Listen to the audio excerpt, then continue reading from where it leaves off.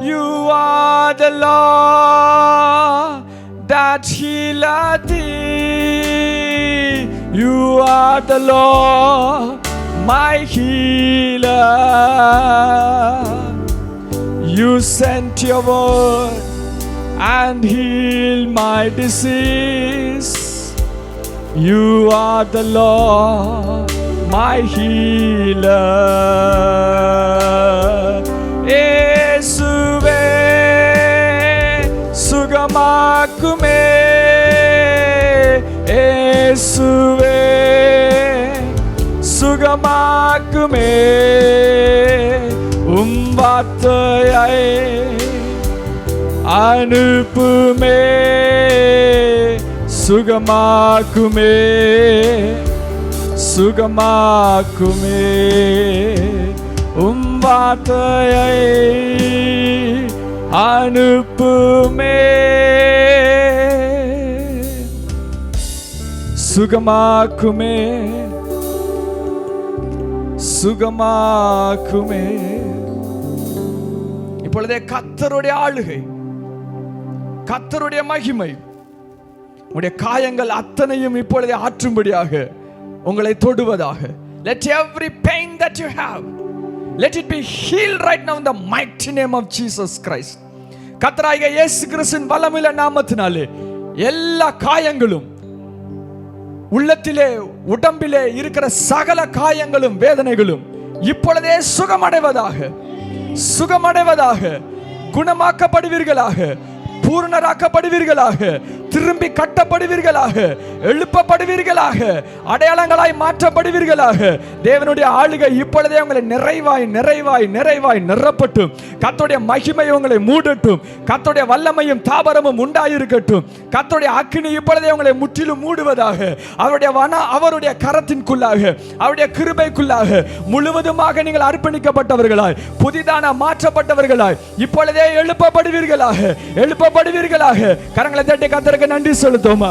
ஒரு புதிய கிருபை, புதிய மகிமை, புதிய வல்லமை, புதிய ஆளுகை இப்பொழுதே உண்டாயிருக்கட்டும், இப்பொழுதே உண்டாயிருக்கட்டும், இப்பொழுதே உண்டாயிருக்கட்டும், இப்பொழுதே உண்டாயிருக்கட்டும். தேவனுடைய அனுகிரகம் உண்டாயிருக்கட்டும். பாதைகள் திறக்கப்படட்டும், பூட்டிய கதவுகள் திறக்கப்படட்டும், வாழ்க்கைகள் மாற்றப்படட்டும். எதிர்காலம் கர்த்தருக்குள் இருக்கிறது, கர்த்தருக்குள் இருக்கிறது, கர்த்தருக்குள் இருக்கிறது.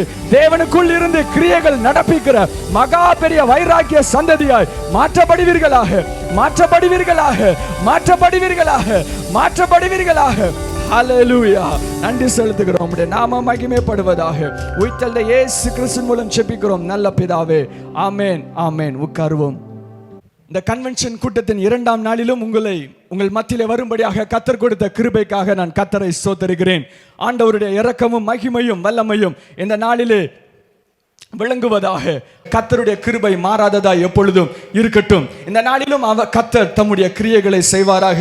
அவருடைய பரிபூரணமான சித்தம் நிறைவேற்றப்படுவதாக. தேவன் விரும்பின காரியங்கள் நம்முடைய கரங்களிலே கிட்டி சேர்வதாக. கர்த்தர் சுதந்திரத்தை கொடுக்கிறார் என்று நேற்று நாம் கற்றுக்கொண்டோம். ஆண்டவர் சுதந்திரத்தை கொடுப்பதற்கு உண்டிப்பாக இருக்கிறார். இது சும்மா விளையாட்டாக ஏதோ கற்றுக்கொண்டதில் இருந்து பேசுவதாக இல்லை. கர்த்தர் உண்மையாகவே தம்முடைய பிள்ளைகளுக்கு சுதந்திரத்தை கொடுப்பதற்கு கர்த்தர் துடித்துக் கொண்டிருக்கிறார். ஒரு சந்ததி எழும்பி தேவனுடைய ராஜ்யத்தின் சுதந்திரங்களை பெற்றுக்கொண்டு they become the host of God's glory. கர்த்தருடைய மகிமையை சுமக்கின்ற பாத்திரமாய் அவர்கள் நின்று, கர்த்தருடைய மகிமையை சுமக்கிற பாத்திரத்துக்கு ஒப்பாக அவர்கள் இருந்து, கர்த்தருடைய சுதந்திரத்தை சரியாக வசமாக பிடித்து பூமியிலே ராஜ்யத்தை கிரமமாக அவர்கள் கொண்டு வருகிற ஒரு கூட்டமும் ஒரு தலைமுறையும் எழும்பிக் கொண்டிருக்கிறது. கர்த்தர் உங்களுக்காக பிரத்யேகமாக நியமிக்கப்பட்டிருக்கிற சுதந்திரத்தை கர்த்தர் கொடுக்க விரும்புகிறார். இதை குறித்து நேற்று நாம் கற்றுக்கொண்டோம். ஆதியாகமத்திலிருந்து வெளிப்படுத்தல் வரை கர்த்தர் சுதந்திரத்தை கொடுக்கிறவராய் இருக்கிறார். தேவன் சுதந்திரத்தை கொடுக்கிறார், தேவன் சுதந்திரத்தை கொடுக்கிறார், கொடுக்க விருப்பமுள்ளவராய் இருக்கிறார் என்று அநேக காரியங்களை கற்றுக்கொண்டோம். அந்த சுதந்திரத்தை பெற்றுக்கொள்ள முடியாமல் போகிறது, ஆனால் அது கிறிஸ்துவுக்குள் இருக்கிறது என்று நாம் கற்றுக்கொண்டோம். சில காரியத்தை ஞாபகப்படுத்தி இன்னும் சில காரியங்கள் இந்த நாளில் நாம் கற்றுக்கொண்டு ஜெபித்து இங்கிருந்து கடந்து செல்ல போகிறோம். நேற்று நாம் கற்றுக்கொண்ட சில காரியங்கள் வசனங்களை நான் ஞாபகப்படுத்த விரும்புகிறேன். வேதாகமத்தை எடுத்துக்கொள்ளுங்கள். எபிரேயர் 1ஆம் அதிகாரம். இந்த சுதந்திரங்கள் எங்கு நியமிக்கப்பட்டிருக்கிறது என்று எழுதப்பட்டிருக்கிறது. எபிரேயர் 1ஆம் அதிகாரம் 2ஆம் வசனம் இப்படியாக சொல்லுகிறது. இந்த கடைசி நாட்களில் குமாரன் மூலமாக, பக்கம் 298, எபிரேயர் 2ஆம் அதிகாரம் 1ஆம் அதிகாரம் 2ஆம் வசனம். இந்த கடைசி நாட்களில் குமாரன் மூலமாக ஆண்டவர் நமக்கு திருவலம் பற்றினார். இவரை சர்வத்துக்கும் சுதந்திரவாளியாக நியமித்தார். இவரை கொண்டு உலகங்களையும் உண்டாக்கினார். ஆண்டவர் சுதந்திரங்களை கொடுக்க விரும்புகிறார். இந்த சுதந்திரங்கள் கையில பெற்றுக்கொள்ள முடியாததா இருக்கிறது.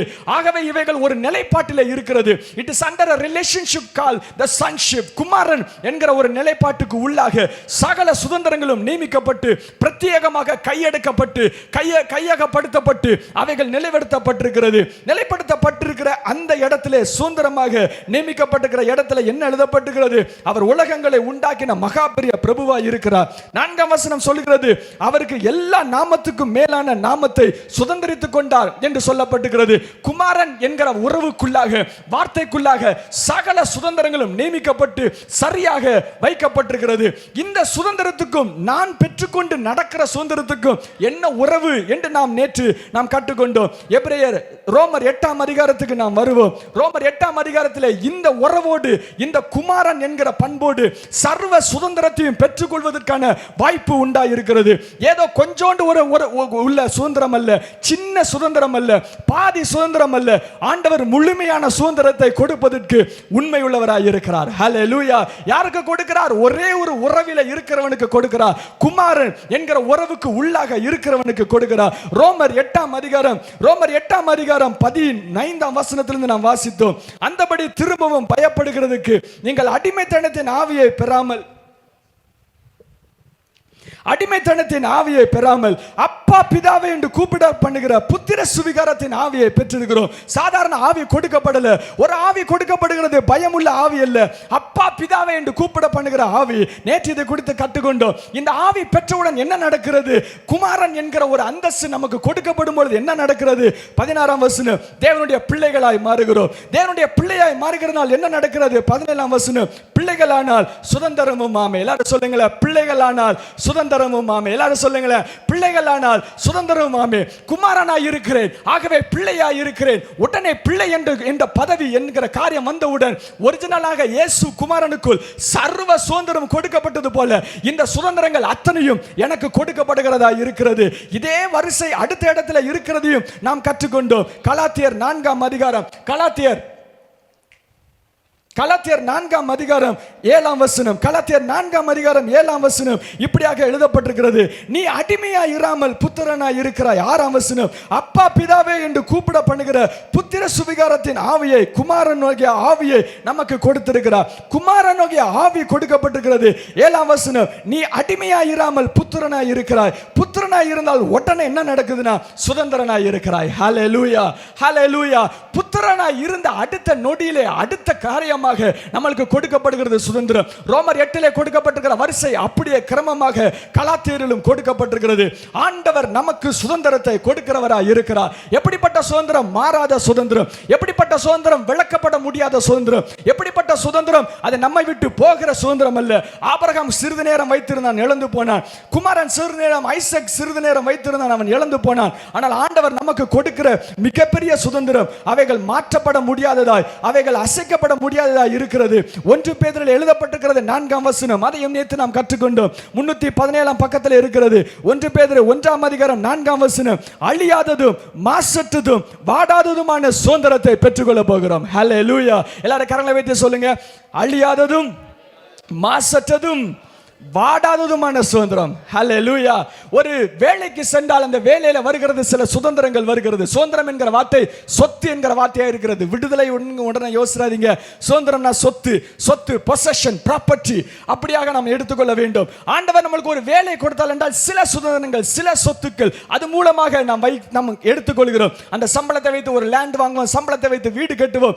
சில சுதந்திரங்கள் நமக்கு கிடைக்கிறது, சில சொத்தை நாம் சம்பாதிக்கிறோம். ஆனால் கர்த்தர் கொடுக்கிற சொத்து எப்படிப்பட்ட சொத்து அப்படின்னா வாடாத சொத்தாய், மாசற்ற சொத்தாய் இருக்கிறது. நீங்க அதை இழந்து போய்கிற கூடாது அப்படிங்கிறதுக்காக குமாரன்கிற பதவிக்கு உள்ளாக சர்வத்தையும் நியமித்து கரத்திலே கொடுப்பதற்கு உண்மையுள்ளவராய் இருக்கிறார். ஹல்லேலூயா, ஹல்லேலூயா. ஆண்டவரை நாம் அப்பா பிதாவே என்று கூப்பிடுகிறோம், பிள்ளைகளாய் இருக்கிறோம், கர்த்தருடைய சுதந்திரத்துக்கு பாத்திரவான்களாய் இருக்கிறோம் என்று நாம் கற்றுக்கொண்டு கர்த்தருடைய சுதந்திரத்துக்கு நேராக நம்முடைய இருதயத்தை திருப்பிக் கொண்டிருக்கிற இந்த காலத்திலே ஒரு சந்தேகம் இருதயத்தில் எழும்பிக் கொண்டிருக்கிறது. அப்பா பிதாவேன்னு கூப்பிடுகிறேன், சரியா தான் கூப்பிடுகிறேன். பிள்ளை என்று சொல்லப்பட்டிருக்கிறது, பிள்ளை என்று நான் அழகாக அறிக்கை எடுக்கிறேன், நான் பிள்ளையாக தான் இருக்கிறேன். புதுசாக அதை சொல்றீங்க, நான் பல வருஷமா ஆண்டவருடைய பிள்ளைகளாக இருந்து கொண்டிருக்கிறேன். அப்பா பிதாவேன்னு கூப்பிடுகிறேன், பிள்ளைகளாக இருக்கிறேன். சுதந்திரம் மட்டும் வரல, சுதந்திரம் மட்டும் வரல. எல்லாம் தியரியில அழகா இருக்குது, சொல்லப்படுகிறதுக்கு அழகா இருக்குது, சொல்லும் பொழுது கேட்கறதுக்கு நல்லா இருக்குது. சுதந்திரம் கிடைக்குதுன்னு சொல்லும் பொழுது கேட்கறதுக்கு நன்றாக இருக்கிறது. ஆனால் சுதந்திரம் வரவில்லையே, வரவில்லையே என்கிற ஒரு எண்ணம் இருக்கிறது. நீங்கள் கர்த்தருடைய பிள்ளைகளாக இருக்கிறீர்கள், சுதந்திரத்துக்கு நேராய் ஆயத்தப்பட்டு கொண்டிருக்கிறீர்கள். இப்பொழுது நான் சொல்லுகிற காரியத்தை உங்கள் இருதயத்தின் ஆழத்திலே எழுதப்பட வேண்டும் என்பதை நான் வாஞ்சிக்கிறேன். ஏனென்றால் கர்த்தருடைய சுதந்திரத்தை சரியாக கிரமமாக பெற்றுக்கொள்ள வேண்டியது முக்கியமாக இருக்கிறது. சும்மா சாதாரணமாக வாங்கி தொலைப்பதற்காக அல்ல, 2 நாட்கள் வைத்து 3வது நாளில் தொலைப்பதற்காக அல்ல, 1 மாதம் வைத்திருந்த 2வது மாதத்திலே அதை வீணாய் போட்டு காலிலே போட்டு மிதிப்பதற்காக அல்ல. ஒரு பொருள் வாங்குறதுக்கு முன்பதாக ஆசையாக இருக்கும், ஒரு டிவி வாங்குறதுக்கு முன்பதாக ஆசையாக இருக்கும், இல்லாவிட்டால் கார் வாங்குறதுக்கு முன்பதாக பைக் வாங்குறதுக்கு முன்பதாக ஆசையாக இருக்கும். ஆசைப்பட்டு வாங்குவோம், 2 நாள் 3 நாள் நல்லா துடைப்போம். இப்போ துடைக்கீங்களான்னு கேட்டா துடைக்க மாட்டோம், அது குப்பையா இருக்கும், பார்க்கிறதுக்கே அசிங்கமா இருக்கும். நல்லா தானே வாங்கின, ஆசைப்பட்டு வாங்கின, என்ன ஆச்சு? அதுல உள்ள நாட்டம், அதுல உள்ள பற்று அப்படி தானாவே போய் கொண்டிருக்கிறது. இப்படிப்பட்ட சுதந்திரம் உங்களுக்கு கிடைக்க போகிறதில்ல. கையில வந்த உடனே சரியாய் நிலைத்து நிற்கிற சுதந்திரத்தை கர்த்தர் கொடுக்க விரும்புகிறார். ஹல்லேலூயா, ஹல்லேலூயா. அபிஷேகத்து உங்களுக்கு வரங்களை கொடுத்து தெருவிலே வைத்து, வீட்டிலே மியூசியம்ல வைத்து, வீட்டிலே பார்த்து அழகு பார்க்கிறதுக்காக அல்ல, கர்த்தருடைய காரியத்தை ஒழுங்காக கிரமமாக சரியாக கர்த்தருடைய ஜனங்களுக்கு போய் சேர்க்கிறதுக்காக கர்த்தர் அபிஷேகம் பண்ணுகிறார். ஹல்லேலூயா.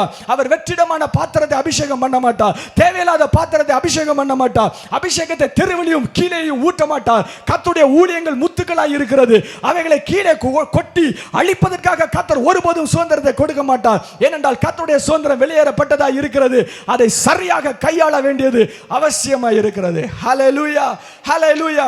கர்த்தருடைய சுதந்திரத்துக்குள்ளாக இருக்கிறேன், பிள்ளை என்று சொல்லுகிறேன், குமாரன் என்று சொல்லுகிறேன், அப்பா பிதாவே என்று கூப்பிடுகிறேன். ஆனால் சுதந்திரம் கிட்ட மாட்டேங்குதே.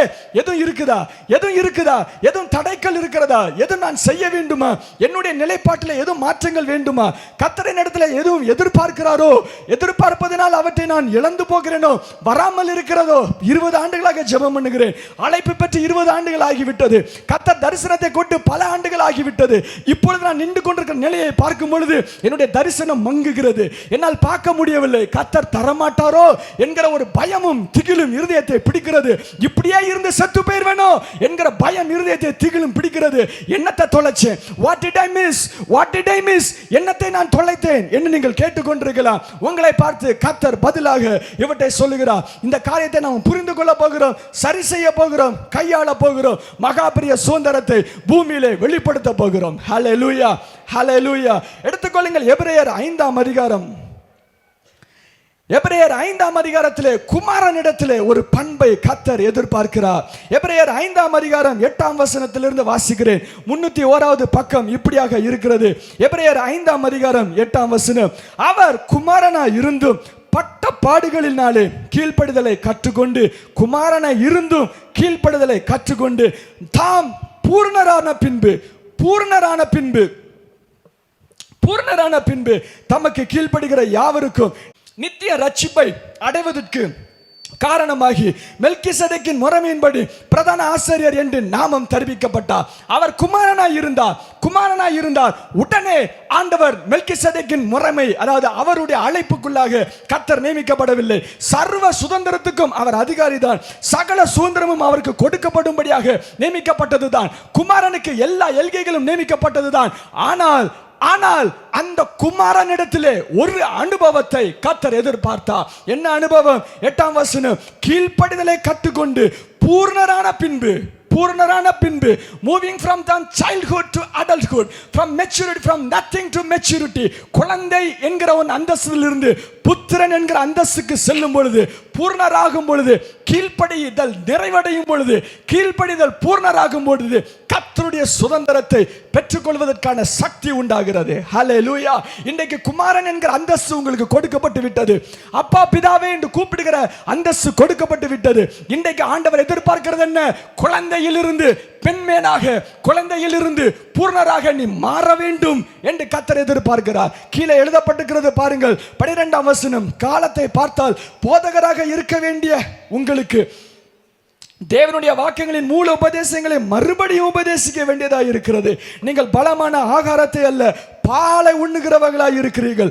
பால் உண்ணுகிறவன் குழந்தையாய் இருக்கிறான், நீதியின் வசனத்தில் பழக்கமில்லாமல் இருக்கிறான். பலமான ஆகாரமானது நன்மையினால் தீமானது என்று பயிற்சினால் பகுத்தறியத்தக்கதாக முயற்சி செய்யும் ஞானத்திரியங்களுடையவர்களாகிய பூரண வயதுள்ளவர்களுக்கே தரும். பாலை குடித்துக் கொண்டிருக்கிறார்கள். குமாரன் தான் பாலை குடித்துக் கொண்டிருக்கிறார்கள்.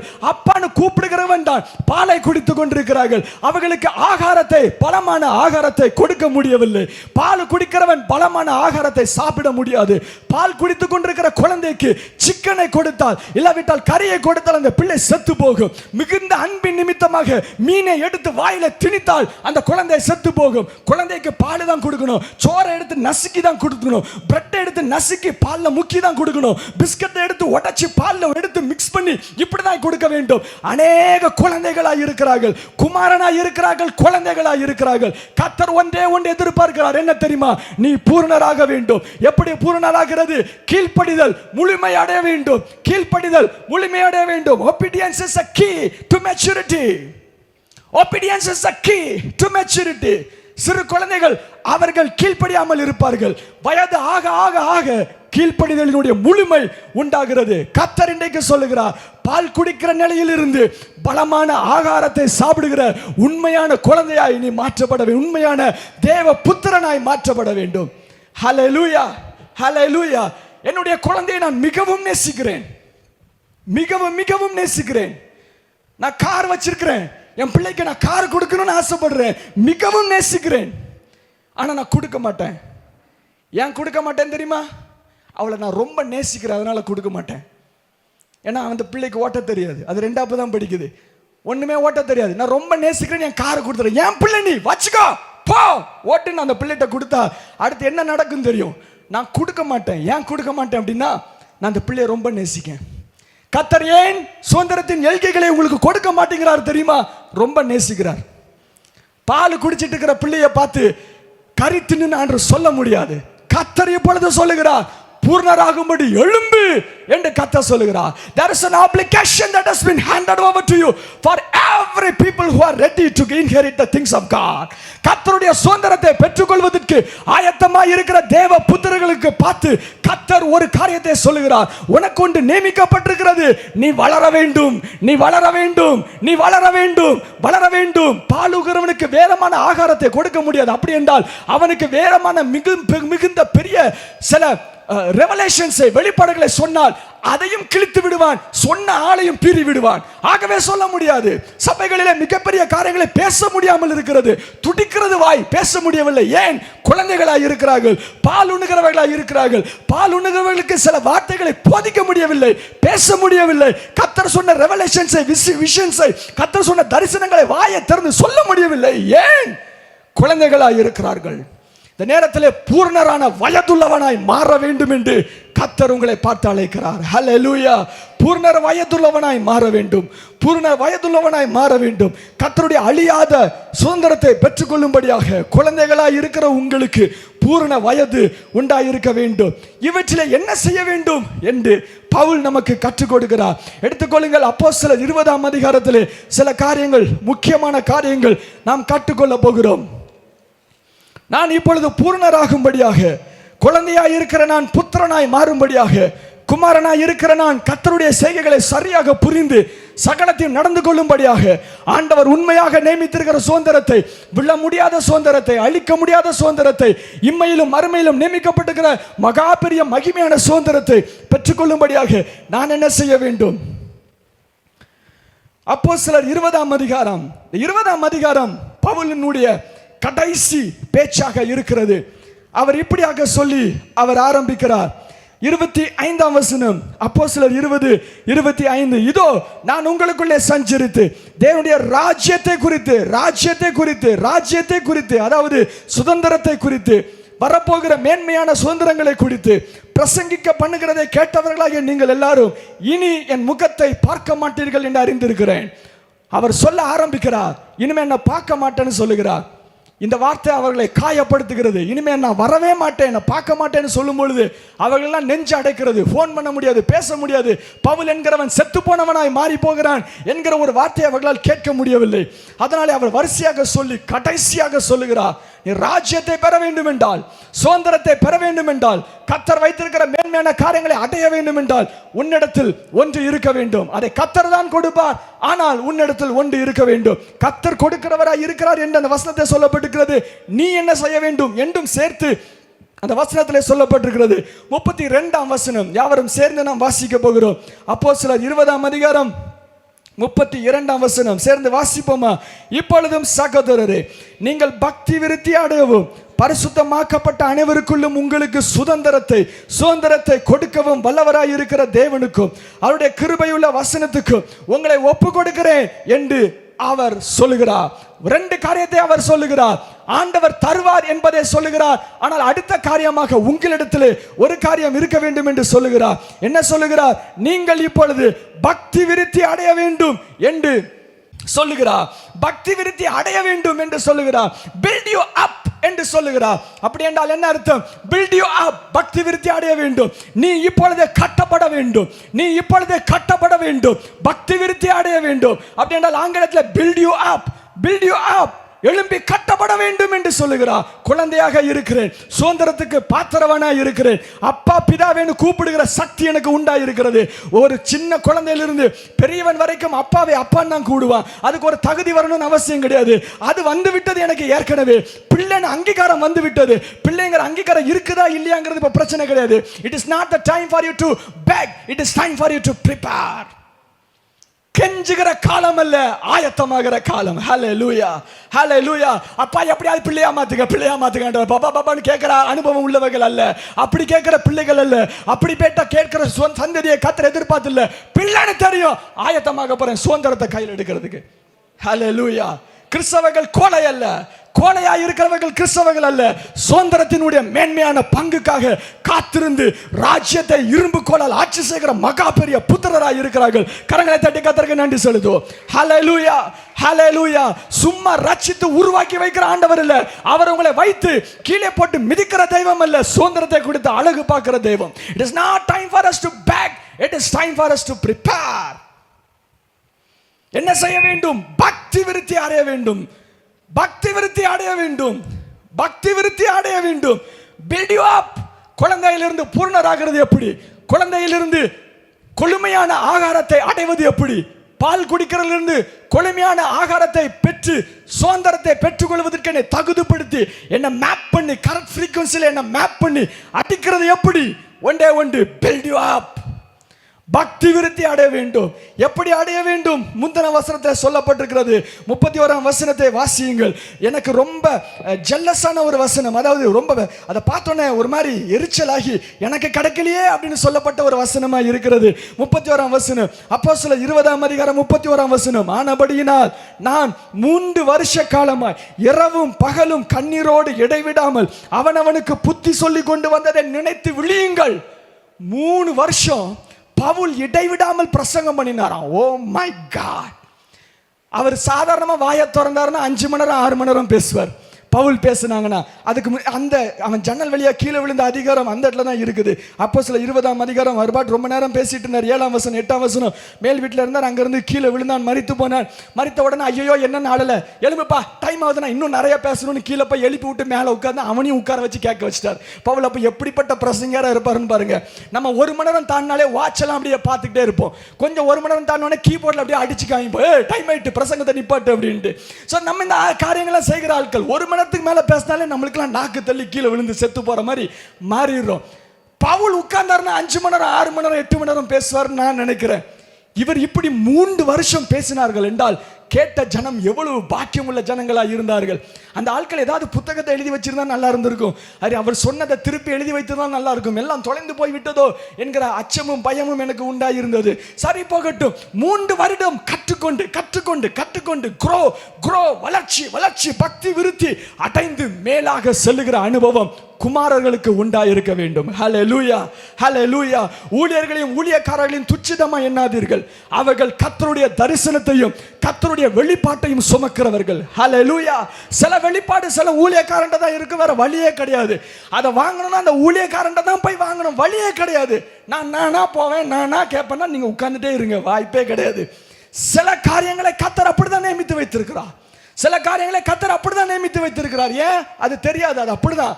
ஆவிக்குரிய பண்பாட்டிலே அப்படிதான் சில காரியங்களை வரிசைப்படுத்தி கிரமப்படுத்தி அவர் நிறைவேற்றி வைத்திருக்கிறார். சில காரியங்களை சில இடத்தில் தான் வாங்க வேண்டியதாக இருக்கிறது. சில காரியம் தான் கர்த்தர் நமக்கு தெய்வமாக நேராக போதிக்கிறார். சில காரியங்கள் முகமுகமாய் போதிக்கிறார். சில காரியங்கள் தேவதூதர்கள் மூலமாய் போதிக்கிறார். சில காரியங்கள் ஊழியர்கள் மூலமாக போதிக்கிறார்.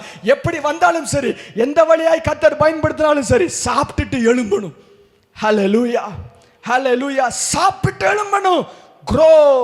grow என்று கர்த்தர் சொல்லுகிறார்.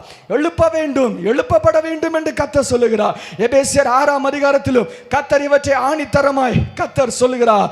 எபேசியர் 6ஆம் அதிகாரத்திலே கர்த்தர் ஆணித்தரமாய் வல்லமையாய் இந்த வார்த்தைகளை சொல்லுகிறார். 6ஆம் அதிகாரம் 10ஆம் வசனம். கடைசியாக என் சகோதரரே, பக்கம் எண் 269, எபேசியர் 6:10. கடைசியாக என் சகோதரரே, வாசிங்களேன். கர்த்தரிலும் அவருடைய சத்துவத்தின் வல்லமையிலும் பலப்படு பலப்படு பலப்படு. ஏன் பலப்படு? 13ஆம் வசனம். தீங்கு நாளில் அவர்களை எதிர்க்கவும் சகல விதத்தை செய்து முடிக்குவர்களாய் நிற்கவும் திராணி உள்ளவர்களாய் இருக்கும்படி சர்வாயுத வர்க்கத்தை அணிந்து கொள். திராணி உள்ளவனாய் இருக்கும்படி, வக்கணையாய் இருக்கும்படி, வக்கணை கிடைக்கும்படி, அவற்றை வாங்கிறதுக்கு ஸ்ட்ரென்த் வரும்படி. ஏன் ஆண்டவர் சில பண்புகளையும் சில சுதந்திரங்களையும் கொடுக்க மாட்டேங்கிறார்? We have no strength to handle it. We have no power whatsoever to handle the things of God. கர்த்தருடைய வருகை ஏன் தாமதித்துக் கொண்டிருக்கிறது? சில காரியங்களையும் பண்புகளையும் நம்மால் பெற்றுக்கொண்டு கிரமமாக வைக்க முடியவில்லை. We have no capacity to hold the things of God. ஏன் எழுப்புதல் இன்னும் வரவில்லை? வருகிறது சொல்லுகிறார்கள், வரவில்லை. ஏன்? வந்தால் தாங்குற சக்தி சபைக்கு கிடையாது. யோசித்து பாருங்கள். ஒரு 10,000 பேர் இந்த சபைக்கு ஓடி வந்தால் can you handle? உடைஞ்சிரும், எல்லா செவரும் உடைஞ்சிரும். நம்மளால் தாங்க முடியாது. அவங்களுக்கு சாப்பாடு கொடுக்கிறதுக்கு நம்மளால் முடியாது. திராணி இல்லை. கர்த்தர் சொல்லுகிறார், இந்த இடத்துல திராணி உள்ளவர்களாகும்படி, எதிர்த்து நிற்பதற்கு திராணி உள்ளவர்களாகும்படி சர்வாங்க தகன வர்த்தத்தை நீங்கள் தரித்துக் கொள்ள வேண்டும் என்று சொல்லுகிறார். 12ஆம் வசனம். மாம்சத்தோடும் இரத்தத்தோடும் அல்ல, துரைத்தனங்களோடும் அதிகாரங்களோடும் பிரபஞ்சத்தின் அந்தகார லோகாதிபதிகளோடும் வானமண்டலத்தின் பொல்லாத ஆவிகளோடும் சேனைகளோடும் போராட்டம் உண்டு. ஆகவே எதிர்த்து நிற்பதற்கு திராணி வேண்டும் குமாரனுக்கு. அவன் என்ன செய்ய வேண்டும்? சத்தியம் என்னும் கச்சையை கட்ட வேண்டும், நீதி என்னும் மார்க்கவசத்தை தரிக்க வேண்டும், சமாதானத்தின் என்கிற பாதரட்சியை தரித்துக் கொள்ள வேண்டும், பொல்லாங்கன் ஏகிற அக்கினியை எல்லாம் அவித்து போடும்படியாக விசுவாசம் வைத்துக் கொள்ள வேண்டும், எல்லாவற்றையும் சரியாய் வைத்துக் கொள்ள வேண்டும். பாதி வைத்து பிஞ்சி பாதி, சில விஷயங்கள் உடைந்து இருந்து அவன் போருக்கு செல்ல முடியாது. போருக்கு செல்ல வேண்டும் என்றால் எல்லாம் அணிந்திருக்க வேண்டும். ரிக் ஜாய்னர் என்கிற ஒரு ஊழியக்காரர் அழகான புத்தகங்களை எழுதி வைத்திருக்கிறார். நீங்கள் உங்களுக்கு நேரம் இருந்தால் ரிக் ஜாய்னர் என்கிற ஒரு தேவ மனிதனுடைய புத்தகங்களை வாங்கி நீங்கள் படியுங்கள். அது அநேக தரிசனங்களாக அவர் எழுதி வைத்திருக்கிறார். ஒரு தரிசனம் இப்படியாக இருக்கிறது. ஒரு பிசாசு ஒரு பெரிய கிறிஸ்தவர்கள் கூட்டத்தை அவன் கைப்பிடித்து அவர்களை பிரிசனஸாக கட்டி வைத்து அவன் அழைத்துக் கொண்டிருக்கிறான். நிறைய கிறிஸ்தவர்கள் வரிசையாக போய் கொண்டிருக்கிறார்கள். மேல ஒரு குட்டி பிசாசு நின்று எல்லாத்தையும் கண்ட்ரோல் பண்ணிட்டு இருக்கிறான். உடனே இந்த ஊழியக்காரர் பக்கத்தில் வருகிறார். இவ்வளவு பேர் இருக்கிறாங்க, அவன் ஒத்த ஆளுதான் இருக்கான், எல்லாரும் அடிச்சு போட்டு வெளியே வர வேண்டியதானே, ஏன் தானாவே போயிட்டு இருக்கிறாங்க அப்படின்னு அவர் பார்க்கிறார். பக்கத்துல போய் பார்க்கிறார். ஒருத்தண்டையும் ஃபுல்லா ட்ரெஸ் இல்ல, கொஞ்சோண்டு ஒருத்தன் மேல மட்டும் வச்சிருக்கான், ஒருத்தன் இங்க பாதி மட்டும் வச்சிருக்கான், ஒருத்தனுக்கு அரைக்கச்சை காணவே இல்லை, பாதி மட்டும் இங்க இருக்குது, ஒருத்தனுக்கு இந்த பக்கம் இருக்கிற அந்த ஸ்வாட் அது சின்னோண்டு இருக்கிறது, குட்டியா இருக்கிறது, ஒருத்தன் இப்படி எடுக்கிறான், அது அப்படி உடஞ்சு விழுறது, சின்னோண்டு இருக்கிறது. எல்லாமே இருந்தும் சர்வாயுத வர்க்கத்தை தரித்தவர்களாய் நாம் நிற்கவில்லை. ஆகவே குமாரர்களை பார்த்து, தேவ புத்திரர்களை பார்த்து கர்த்தர் சொல்லுகிறார், திராணி உள்ளவர்களாய் மாறு என்று கர்த்தர் சொல்லுகிறார், எழும்பு என்று கர்த்தர் சொல்லுகிறார். நீ கர்த்தருடைய காலத்துக்காக சுதந்திரத்தை பெற்றுக்கொள்ளும்படியாக ஆயத்தப்படு என்று கர்த்தர் சொல்லுகிறார். அப்போஸ்தலர் 20ஆம் அதிகாரத்துக்கு நாம் வருவோம். 20ஆம் அதிகாரத்திலே பவுல் இப்படியாக அவர் சொல்லி வைத்திருக்கிறார். 32ஆம் வசனத்தை நாம் வாசித்தோம். பக்தி விருத்தி அடைய வேண்டும், எழும்ப வேண்டும், எழும்ப வேண்டும், எழும்பி கட்டப்பட வேண்டும், எழும்ப வேண்டும் என்று சொல்லுகிறார். அடுத்து முக்கியமான ஒரு வார்த்தை இந்த வசனத்தில் இருக்கிறது. that is very very important. யாருக்கு சுதந்திரம் கிடைக்கும் என்று வேதாகமம் சொல்லுகிறது. இதை நீங்கள் கண்டிப்பாக இங்க இருக்கிற அனைவரும் நீங்கள் புரிந்து கொள்ள வேண்டியது அவசியமாக இருக்கிறது. ஆகவே இவற்றை நீங்கள் புரிந்து கொண்டு கவனமாக என்னுடைய வார்த்தைகளை கேட்க வேண்டும் என்று நான் விரும்புகிறேன். அப்போஸ்தலர் 20ஆம் அதிகாரம் 32ஆம் வசனம், யாருக்கு சுதந்திரம் கொடுக்கப்படும், யாருக்கு சுதந்திரம் கொடுக்கப்படும்.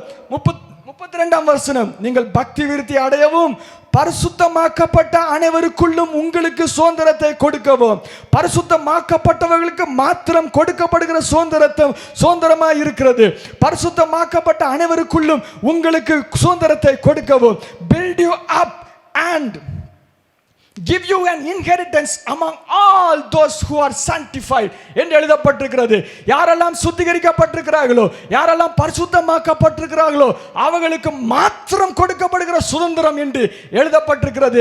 இந்த இடத்துல மாத்திரம் எழுதப்படல. இன்னும் 2-3 வசனத்தை நான் காண்பிக்கிறேன். கொலோசியர் 1ஆம் அதிகாரத்துக்கு வாருங்கள். கொலோசியர் 1ஆம் அதிகாரத்திலும் யாருக்கு சுதந்திரம் கிடைக்கும், யாருக்கு சுதந்திரம் கிடைக்கும் என்று எழுதப்பட்டிருக்கிறது. கொலோசியர் 1ஆம் அதிகாரம் 12ஆம் வசனம், 12-13. இதுல என்ன சொல்ல வருதுன்னா, ஆண்டவர் தான் கொடுக்கிறார்னு சொல்ல வருகிறது. ஆனால் கொடுக்கிறது யாருக்கு கொடுக்கிறார் என்று எழுதப்பட்டிருக்கிறது. நான் வாசிக்கிறேன். கொலோசியர் 1ஆம் அதிகாரம் 12-13. ஒளியில் உள்ள பரிசுத்தவான்களுடைய சுதந்திரத்தில், பரிசுத்தவான்களுடைய சுதந்திரத்தில் பங்கடைவதற்கு only the saints, only the sanctified will receive the inheritances of God. பரிசுத்தவான்களுடைய சுதந்திரத்தில் பங்கடைவதற்கு தகுதி உள்ளவர்களாக்குனவரும் இருளின் அதிகாரத்தினின்று நம்மை விடுதலையாக்கி தமது அன்பின் குமாரனுடைய ராஜ்யத்தை உட்படுத்தவனருமாய் இருக்கிற பிதாவை ஸ்தோத்திரிக்கிறேன். I am the one who is giving the inheritance என்று கர்த்தர் சொல்லுகிறார். நான் தான் சுதந்திரத்தை கொடுக்கிறேன், நான் தான் செய்கிறேன்னு சொல்றார். யாருக்கு செய்வேன்னு சொல்லுகிறார்? பரிசுத்தவான்களுக்கு கொடுக்கிறேன் என்று சொல்லுகிறார். only the sanctified will receive the inheritance. குமாரன் இருக்கிறான், குழந்தையாய் இருக்கிறான், அவன் பூரண வயதுள்ளவனாய் மாற வேண்டும், திரும்ப எழுப்பி கட்டப்பட வேண்டும். எப்படி கட்டப்பட்டு நிலைக்கப்பட வேண்டும்? அவன் பரிசுத்தவானாய் எழும்பி கட்டப்பட்டு நிலைக்கப்பட வேண்டும். கரங்களை தட்டி கர்த்தருக்கு நன்றி செலுத்துவோமா? ஹல்லேலூயா, ஹல்லேலூயா.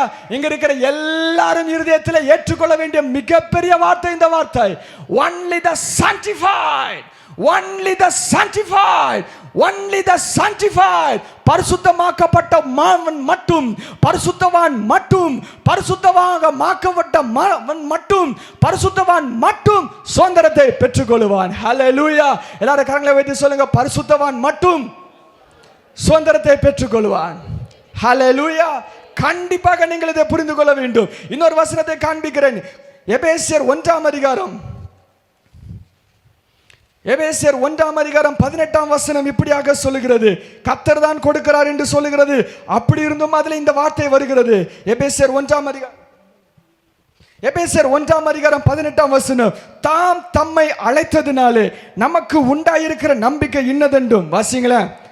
பரிசுத்தவான்களிடத்தில் தமக்கு உண்டாயிருக்கிற சுதந்திரத்தினுடைய மகிமையின் ஐஸ்வர்யம் இன்னதென்றும். ஹல்லேலூயா. யாருக்கு கொடுக்கப்பட்டதா? பரிசுத்தவான்களிடத்தில் தமக்கு உண்டாயிருக்கிற சுதந்திரத்தின் மகிமை ஐஸ்வர்யம் இன்னதென்றும் நீங்கள் தெரிய வேண்டும் என்று வேண்டிக் கொள்கிறேன். கடைசியில் வந்து முடியும். It is only for the sanctified. It is only for the sanctified. மத்தேயு 5ஆம் அதிகாரம் இப்படியாக சொல்கிறது. யார் சுதந்தரிப்பார் என்று ஆண்டவர் மத்தேயு 5ஆம் அதிகாரத்தில் எழுதி வைத்திருக்கிறார். சுதந்திரங்கள் 2 வகையாக பிரிக்கப்பட்டிருக்கிறது.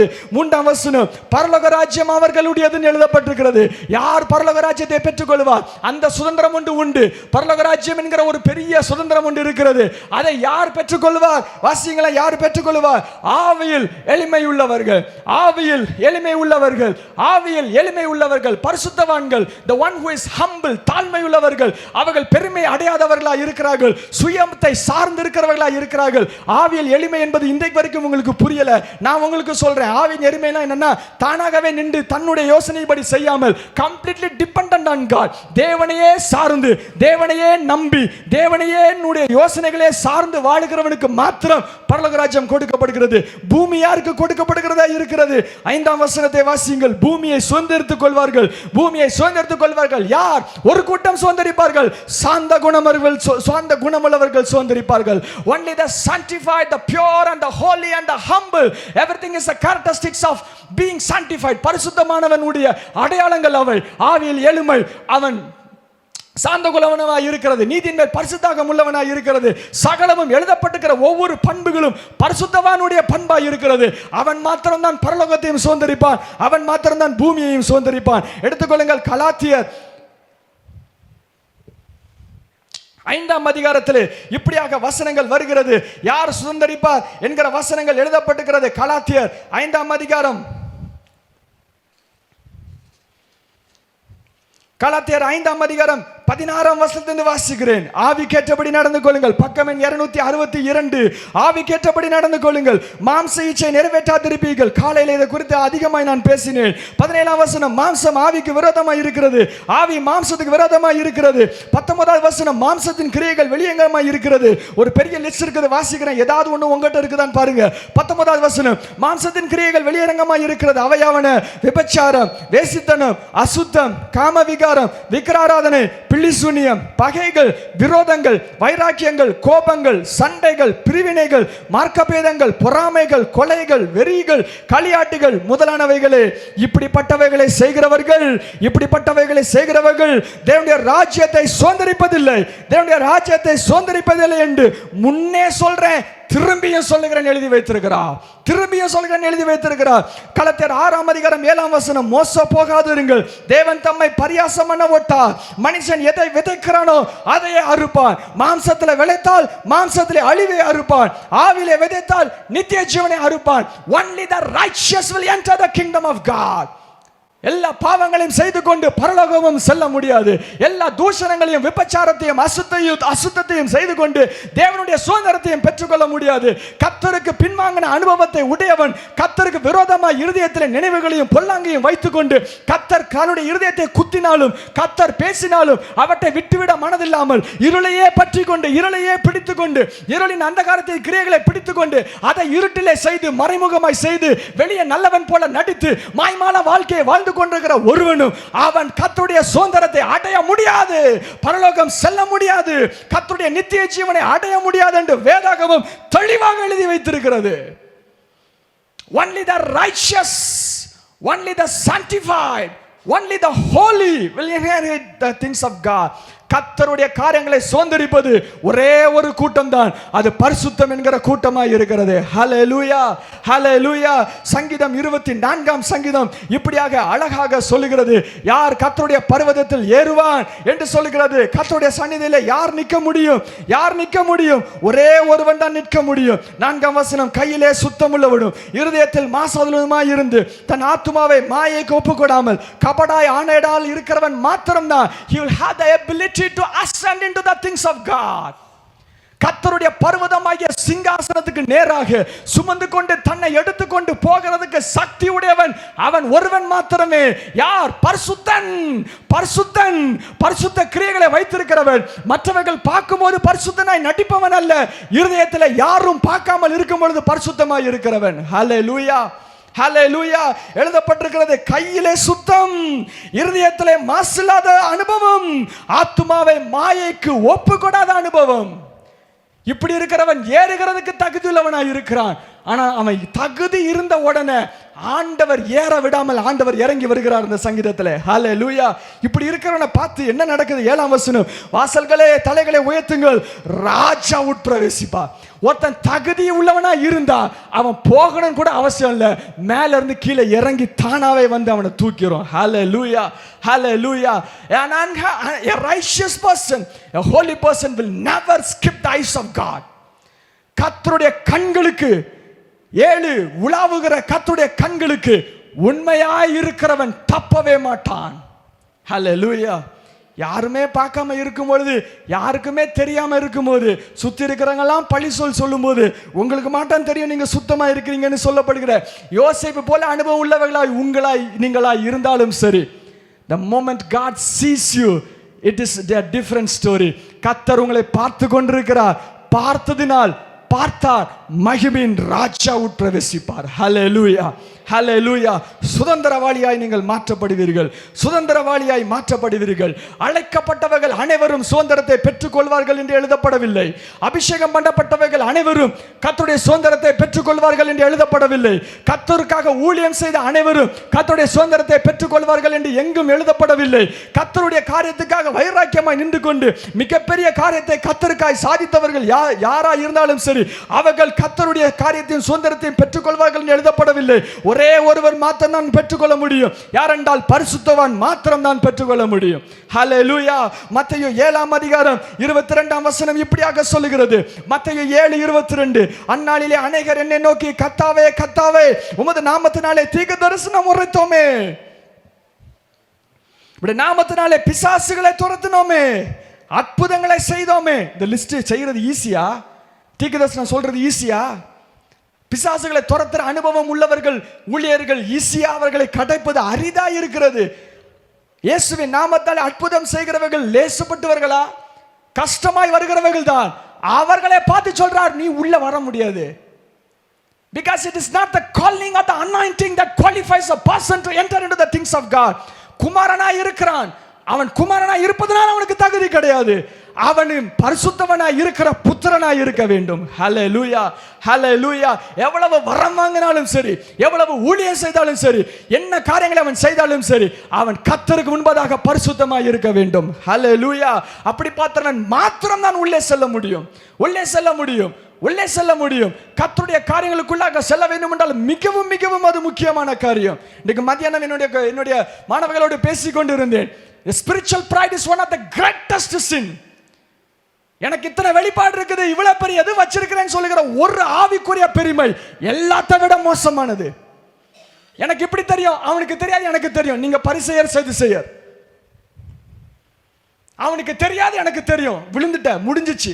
நிக்கிறேன்னு நினைக்காத, கீழே விழுந்து பிளாட். நீனு பரிசுத்தம், பரிசுத்தம், பரிசுத்தம். தலைமுறையில பரிசுத்தம் என்கிற வார்த்தைக்கு அர்த்தம் இல்லாமல் போய்விட்டது. கர்த்தர் பரிசுத்தத்தை எதிர்பார்க்கிறார். வாலிப பிள்ளைகளிடத்திலே பரிசுத்தத்தை எதிர்பார்க்கிறார். வாலிப பெண் குழந்தைகளிடத்திலே கர்த்தர் பரிசுத்தத்தை எதிர்பார்க்கிறார். தாய்மாரே, கர்த்தர் பரிசுத்தத்தை எதிர்பார்க்கிறார். என்னுடைய தகப்பன்மாரே, என்னுடைய ஆண் மக்களே, கர்த்தர் பரிசுத்தத்தை எதிர்பார்க்கிறார், பரிசுத்தத்தை எதிர்பார்க்கிறார். அக்கிரமக்காரரே, என்னை விட்டு அகன்று போங்கள் என்று கர்த்தர் சொல்லுகிறார். அக்கிரமக்காரரே என்று கர்த்தர் சொல்லுகிறார். ஒரு நிமிடம் கண்களை மூடி கர்த்தரை நோக்கி பார்ப்போம். ஆண்டவரே, நான் பரிசுத்தமாய் இருக்க வேண்டும்.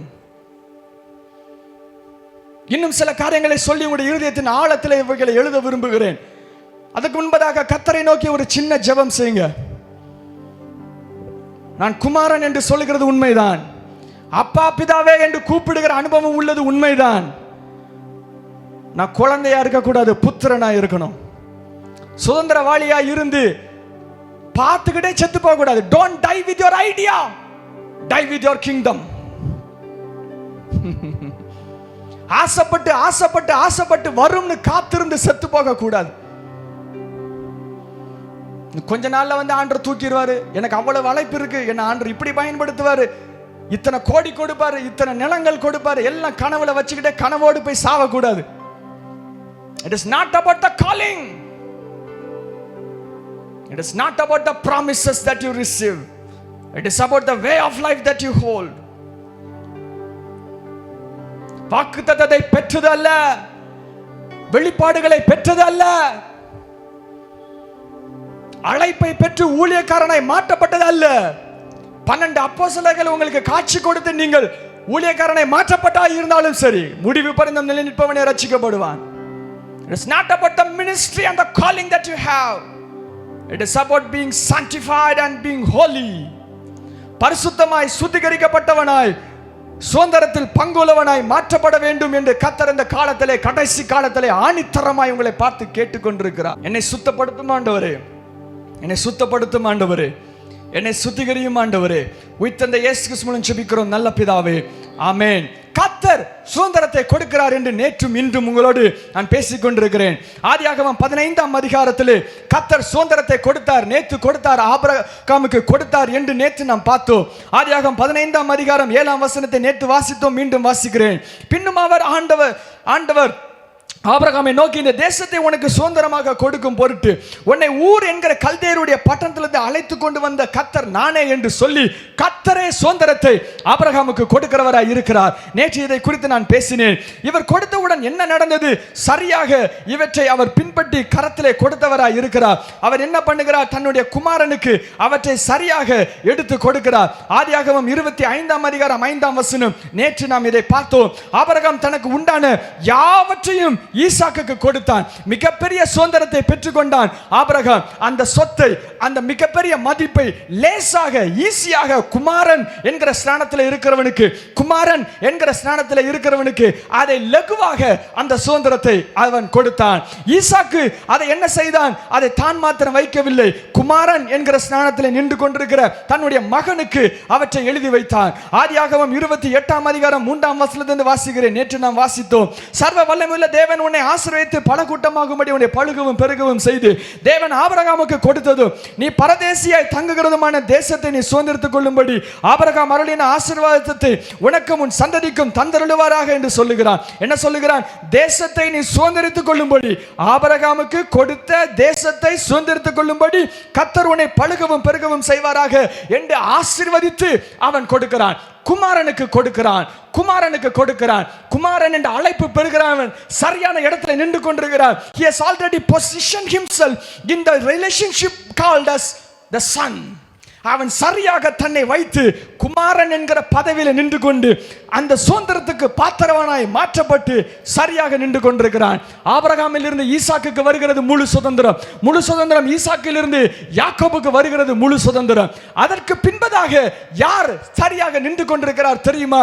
ஒரு மனிதன் சரியாக நின்று கொண்டிருக்கிறான். யார் அவன்? யாக்கோபின் குமாரனாய் இருக்கிறான். அவன் யார்? ஆதியாகமம் 29ஆம் அதிகாரத்தில் எழுதப்பட்டிருக்கிறது. ஆதியாகமம் 29ஆம் அதிகாரம் 32ஆம் வசனம். ஆதியாகமம் 29:32 லேயாள் கர்ப்பவதியாகி ஒரு குமாரனை பெற்று கர்த்தர் என் சிறுமையை பார்த்தருளினார், இப்பொழுது என் புருஷன் என்னை நேசிப்பான் என்று சொல்லி அவனுக்கு ரூபன் என்று பெயரிட்டான்.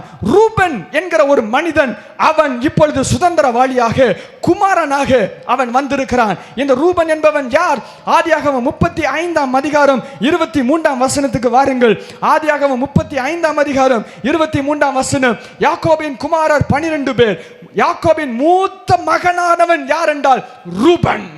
ரூபன் குமாரன், மூத்த மகன். எப்படி எழுதப்பட வேண்டும்? ஆபிரகாமின் குமாரனும் ஈசாக்கின் குமாரனும் யாக்கோபின் குமாரனும் ரூபனின் குமாரனும் என்று எழுதப்படுகிற மிகப்பெரிய அழைப்புக்கு பாத்திரவனாய் மாற்றப்பட்டவன் இந்த Ruban. A great calling to handle the inheritances of God. கர்த்தருடைய சுதந்திரத்தை சுமக்கின்ற மிகப்பெரிய பாக்கியம் இந்த ரூபனுக்கு கொடுக்கப்பட்டிருக்கிறது. இந்த ரூபன் என்பவன் யார்? அவனுடைய பலன் என்ன? அவனுடைய ஸ்ட்ரென்த் என்ன என்று ஆதியாகமம் 49ஆம் அதிகாரத்தில் எழுதப்பட்டிருக்கிறது. ஆதியாகமம் 49ஆம் அதிகாரம் 2ஆம் வசனம். யாக்கோபின் குமாரரே கூடி வந்து கேளுங்கள், தகப்பனாகிய இஸ்ரவேலுக்கு செவி கொடுங்கள். ரூபன் யார்? ரூபன் நீ என் சேஷ்ட புத்திரன், முதலாவது பிறந்தவன். நீ என் சத்துவமும் என் முதற் பலனானுமானவன். நீ மேன்மையில் பிரதானமும் வல்லமையிலே விசேஷித்தம் உள்ளவன். உனக்கு சத்துவம் இருக்கிறது, முதற் பலனானவன், பலன் இருக்கிறது, சத்துவம் உள்ளவன். ரூபன் என்பவன் மிகவும் மிகவும் பலன் உள்ளவன். ரூபன் யார்? அழைப்பை பெற்றவன். ரூபன் யார்? குமாரன் என்கிற ஸ்தானத்தில் நின்று கொண்டிருக்கிறவன். ரூபன் யார்? அவன் அடுத்ததாக எல்லா மேன்மைகளையும் சுதந்திரத்திலையும் கையில எடுத்து நின்று கொண்டு கர்த்தருடைய நாமத்தை ஆபிரகாம் ஈசாக்கு யாக்கோபு என்று சொல்லப்படுகிற மிகப்பெரிய நாமத்துக்கு பாத்திரவனாய் மாறி ரூபனின் தேவன் என்று சொல்லப்படுகிற மிகப்பெரிய ஸ்தானத்தில் நின்று கொண்டிருக்கிறவன். நீங்களும் அழைப்பை நோக்கி கேட்டுக்கொண்டிருக்கிறீர்கள். இந்த அழைப்பை பெற்றுக்கொண்ட மிக மேன்மையான மனிதன் இந்த மனிதன். யாக்கோபுக்கு 2 மனைவி இருந்தார்கள் என்று உங்களுக்கு தெரியும். அதை உங்களுக்கு ஞாபகப்படுத்த விரும்புகிறேன். 30ஆம் அதிகாரத்துக்கு வாருங்கள். 30ஆம் அதிகாரம் 1ஆம் வசனத்தில் இன்னொரு ஒரு மனைவி இருக்கிறாள். ராகேல் என்கிற ஒரு மகள் இருக்கிறாள். ராகேலை தான் யாக்கோபு சிநேகித்தான். மிகவும் சிநேகித்தான். ஆனால் அதற்கு முன்பதாகவே அவன் லேயால் கொடுக்கப்பட்டால் அதனாலே 7 வருடம் அவன் இருந்த அந்த கதைலாம் உங்களுக்கு தெரியும். அப்பொழுது முதலாவதாக திருமணமான லேயாளுக்கு பிறந்தது இந்த மகன், இந்த ரூபன் என்கிற மகன். அதை 35ஆம் அதிகாரத்திலே வாசித்தோம். அந்த இடத்துக்கு வந்துட்டு திரும்பி நாம் செல்லுவோம். 35ஆம் அதிகாரம் 23ஆம் வசனத்தை நீங்கள் பாருங்கள். ஆதியாகமம் 35ஆம் அதிகாரம் 23ஆம் வசனம். 12 பேர், அதுல மூத்தவன் ரூபன், சிமியோன், லேவி, யூதா, இசகார், செபுலோன் என்பவனுடைய லேயாளுக்கு பெற்றவர்கள். அதாவது சரியாக 10 பேர் பிறந்திருப்பார்கள், 10 குமாரர்கள் இருப்பார்கள். இப்பொழுது 30ஆம் அதிகாரத்துக்கு வாருங்கள். 30ஆம் அதிகாரத்திலே ஒரு சம்பவம் எழுதப்பட்டிருக்கிறது. இந்த ராகேலுக்கு குழந்தை இல்லை. 1ஆம் வசனம். ராகேல் தான் யாக்கோபுக்கு பிள்ளைகளை பெறாததை கண்டு தன் சகோதரி மேல் பொறாமை கண்டு யாக்கோபை நோக்கி, எனக்கு பிள்ளை கோடு இல்லாவிட்டால் நான் சாகிறேன் என்று சொல்லுகிறார். அப்பொழுது யாக்கோபு ராகேலின் மேல் கோபம் கொண்டு, தேவன் அன்னவா உன் கற்பத்தை அடைத்திருக்கிறார், நான் என்ன தேவனா என்று அவன் பயங்கரமாக கோபம் கொள்கிறான். இந்த சம்பவம் நடக்கும் பொழுது யாக்கோபுக்கு ஏற்கனவே 10 பிள்ளைகள் இருந்து விட்டார்கள், 10 குமாரர்கள் இருக்கிறார்கள். அந்த நேரத்தில் ராகேலுக்கு ஒரு குழந்தை இல்லை. அந்த இடத்துல மிகவும் அற்பமா எண்ணப்படுகிறார். இப்பொழுது அவனுக்கு ஒரு குழந்தை பிறக்கிறது. ஆதியாகமம் 30ஆம் அதிகாரம் 22ஆம் வசனம். தேவன் ராகேலை நினைத்தருளினார். ஆதியாகமம் 30:22. தேவன் ராகேலை நினைத்தருளினார், அவளுக்கு தேவன் செவி கொடுத்து அவள் கற்பத்தரிக்கும்படி செய்தார். 23ஆம் வசனம். அவள் கர்ப்பவதியாகி ஒரு குமாரனை பெற்று தேவனின் நிந்தையை நீக்கிவிட்டார் என்றும் இன்னும் ஒரு குமாரனை கர்த்தர் எனக்கு தருவார் என்றும் சொல்லி அவனுக்கு யோசேப்பு என்று பெயரிட்டான். மூத்தவளுக்கு சில பிள்ளைகள் பிறக்கிறது. முதலாவதுக்கு ரூபன். அவனுக்கும் யோசேப்புக்கும் இடைவெளி 10 குமாரர்கள், 10 பேர் இருக்கிறாங்க. யோசேப்பு 11வது நபராக பிறக்கிறான். இப்பொழுது என்னோடு வாருங்கள். 1 நாளாகமம் 5ஆம் அதிகாரம். இந்த சேஷ்ட புத்திர பாகத்திலே சரியாக நின்று கொண்டிருக்கிறவன் ரூபன். மிகப்பெரிய அழைப்பை பெற்றிருக்கிறான், மிகப்பெரிய இடத்துல நின்று கொண்டிருக்கிறான், மிகப்பெரிய காரியத்துக்கு பாத்திரவனாய் இருக்கிறான். ஆனால் அவன் பெயர் வரவில்லை. நமக்கு தெரியும், அவன் பெயர் வரவில்லை, அவனுடைய பெயர் வரவில்லை. நடந்தது என்ன? 1 நாளாகமம் 5ஆம் அதிகாரம் 1ஆம் வசனத்திலே சரியாக எல்லாம் எழுதப்பட்டிருக்கிறது. 1 நாளாகமம் 5ஆம் அதிகாரம் 1ஆம் வசனம் வாசிக்கிறேன். ரூபன் இஸ்ரவேலுக்கு முதல் பிறந்த சேஷ்ட புத்திரன். He is called, he is a son, he has positioned himself. சரியாக நின்று கொண்டிருக்கிறவன். ஆனாலும் அவன் ஒன்று செய்கிறான். அவன் தன் தகப்பனுடைய மஞ்சத்தை தீட்டுப்படுத்தினபடியால் கோத்திரத்தை அட்டவணையில் அவன் முதற் பிறந்தவனாக எண்ணப்படாமல் அவனுடைய சேஷ்ட புத்திரம் சுதந்திரம் இஸ்ரவேலின் குமாரனாகிய யோசேப்பின் குமாரருக்கு கொடுக்கப்பட்டது. யூதா தன் சகோதரரில் பலத்ததாய் இருந்தனால் ராஜபத்தியம் அவன் சந்ததியில் உண்டாயிட்டு, ஆகிலும் சேஷ்ட புத்திர சுதந்திரம் யோசேப்புடையதாயிற்று. என்ன நடந்தது? ரூபன் தவறு செய்து விட்டான். பரிசுத்தமாய் இல்லாமல் அவன் ஒரு தவறு செய்து விட்டான், அக்கிரமம் செய்து விட்டான், துணிகரமான ஒரு பாவத்தை செய்து விட்டான், தவறான ஒரு இடத்துக்கு சென்று விட்டான், தவறான அருவருப்பை செய்து விட்டான். என்ன நடந்தது? பரிசுத்தம் இல்லை.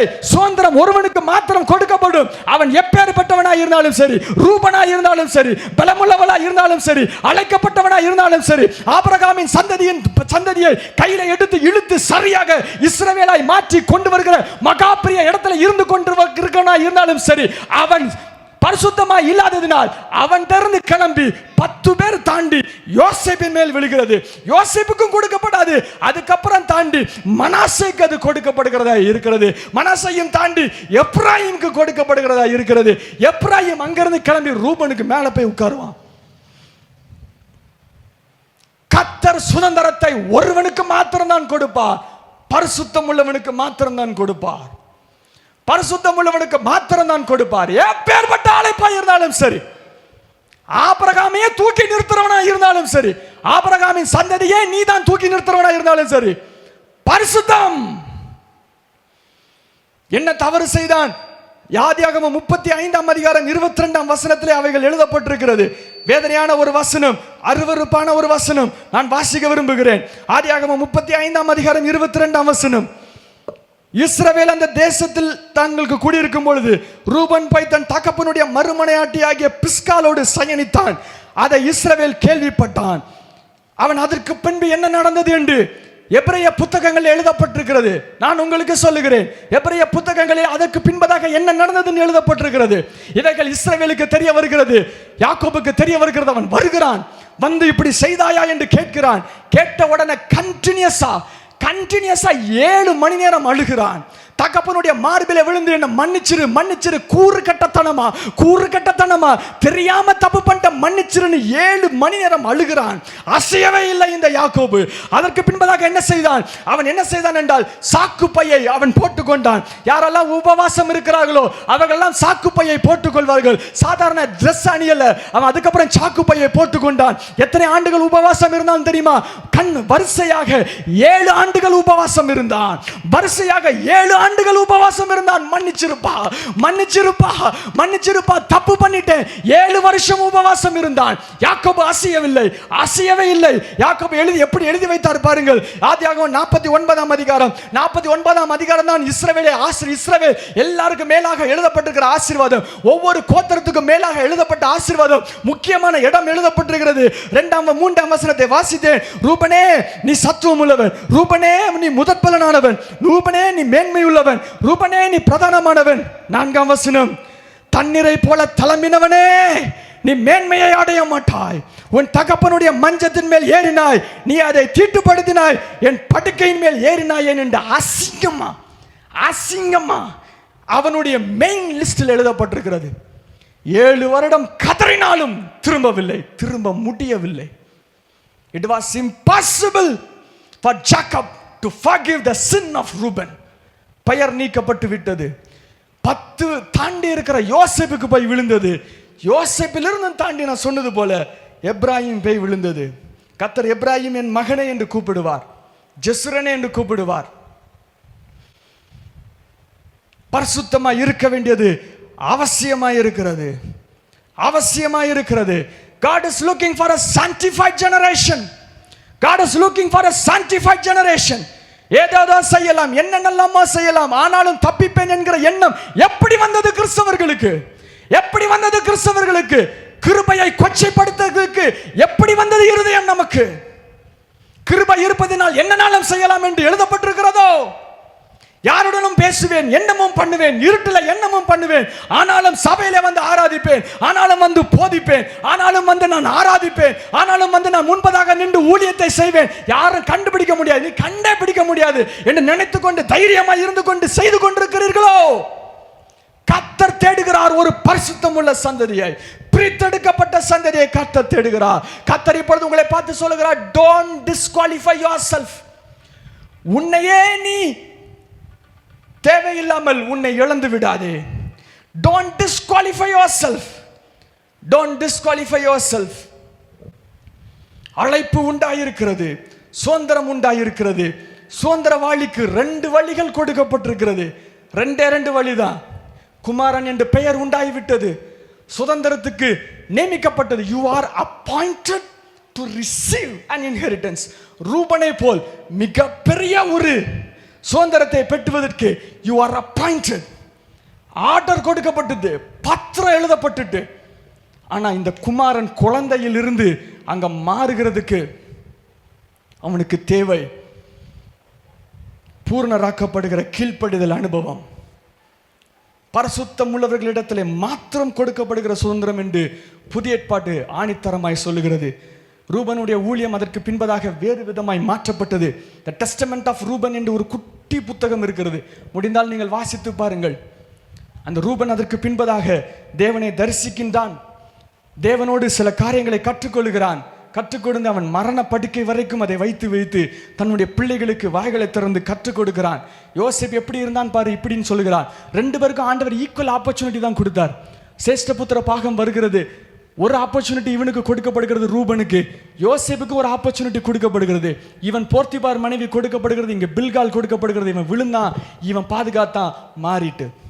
பரிசுத்தம் உள்ளவனுக்கு மாத்திரம் கொடுக்கப்படுகிறது சுதந்திரம். ஆகவே இப்பொழுது நான் குமாரனாய் இருக்கிறேன், தேவனுடைய சுதந்திரத்துக்கு பாத்திரவனாய் இருக்கிறேன். எனக்கு முன்பதாக என்ன வழி இருக்கிறது? நான் இப்பொழுது முதிர்ச்சி அடைவதற்கு எனக்கு முன்பதாக என்ன வழி இருக்கிறது? ரோமர் 9ஆம் அதிகாரத்துக்கு வாருங்கள். ரோமர் 9ஆம் அதிகாரத்திலே உங்களுக்கு முன்பதாக இரு வழி இருக்கிறது. ரோமர் 9ஆம் அதிகாரம் 13ஆம் வசனம் இப்படியாக சொல்லுகிறது, யாக்கோபை சிநேகித்து ஏசாவை வெறுத்தேன். 2 ways of life before you. உங்களுக்கு முன்பதாக 2 வழி வைக்கப்பட்டிருக்கிறது. ஒன்று யாக்கோபின் வழி, அடுத்து ஏசாவின் வழி. நான் தான் சுதந்திரவாளி, கரெக்டு தான். நான் தான் தகுதி உள்ளவன், கரெக்டு தான். நான் தான் அழைக்கப்பட்டவன், கரெக்டு தான். இப்போ நீ குழந்தையிலிருந்து நீ பூரணராக வேண்டும். உனக்கு முன்பதாக 2 வழி இருக்குது. ஒன்று யாக்கோபு வழி, ஒன்று ஏசா வழி. ரூபனுக்கு ஒரு சம்பவம் கொடுக்கப்பட்டது, யோசேப்புக்கு ஒரு சம்பவம் கொடுக்கப்பட்டது, ஏசாக்கு ஒரு சம்பவம் கொடுக்கப்பட்டது, யாக்கோபுக்கு ஒரு சம்பவம் கொடுக்கப்பட்டது. ஒவ்வொருவரும் சோதிக்கப்பட்டார்கள் பரிசுத்தத்திலே. ஏசா என்ன செய்தான் தெரியுமா? சேஷ்டபுத்திர பாகத்தை வித்து போட்டான். அது மட்டும் தான் நமக்கு தெரியும். அது கடைசியா நடந்துச்சு. அது ஃபர்ஸ்ட் நடக்கல, அது கடைசியா நடந்துச்சு. அதுக்கு முன்னாடி ஒன்று நடந்துச்சு. என்ன நடந்துச்சு தெரியுமா? எபிரேயர் 12ஆம் அதிகாரத்துக்கு வாருங்கள். இந்த ஏசா என்பவன் யார் என்று காண்பிக்கிறேன். அவன் சேஷ்டபுத்திர பாகத்தை தொலைத்து போட்டான். கர்த்தர் அவனுக்கு எதிராக நின்றார் என்று நீங்கள் எண்ணிக்கொள்ளலாம். ஆனால் அவன் யார் என்று உங்களுக்கு காண்பிக்கிறேன். எபிரேயர் 12ஆம் அதிகாரம் 16ஆம் வசனம். இந்த ஏசா என்பவன் யார் தெரியுமா? வேசி கள்ளனும் ஒருவேளை போஜனத்துக்காக சேஷ்டபுத்திர பாகத்தை விற்று போட்ட ஏசாவை போல் சீர்கட்டவனாய் இராதபடி எச்சரிக்கையாய் இருங்கள். ஏசா யார் ஃபர்ஸ்ட் தெரியுமா? வேசி. அதனால நடந்தது என்ன தெரியுமா? கூழுக்காக சேஷ்டபுத்திர பாகத்தை வித்து போட்டார். 17ஆம் வசனம், வேதனையான வசனம், தயவு செய்து வாசியுங்கள். எபிரேயர் 12ஆம் அதிகாரம் 17ஆம் வசனம். ஏனென்றால் பிற்பாடு அவன் ஆசீர்வாதத்தை சுதந்தரித்துக் கொள்ள விரும்பியும் ஆகாதவன் என்று தள்ளப்பட்டதை அறிவீர்கள். அவன் கண்ணீர் விட்டு கவலையோட தேடியும் மனமாறுதலை காணாமல் போனான். Wow! Oh my God! What a painful verse.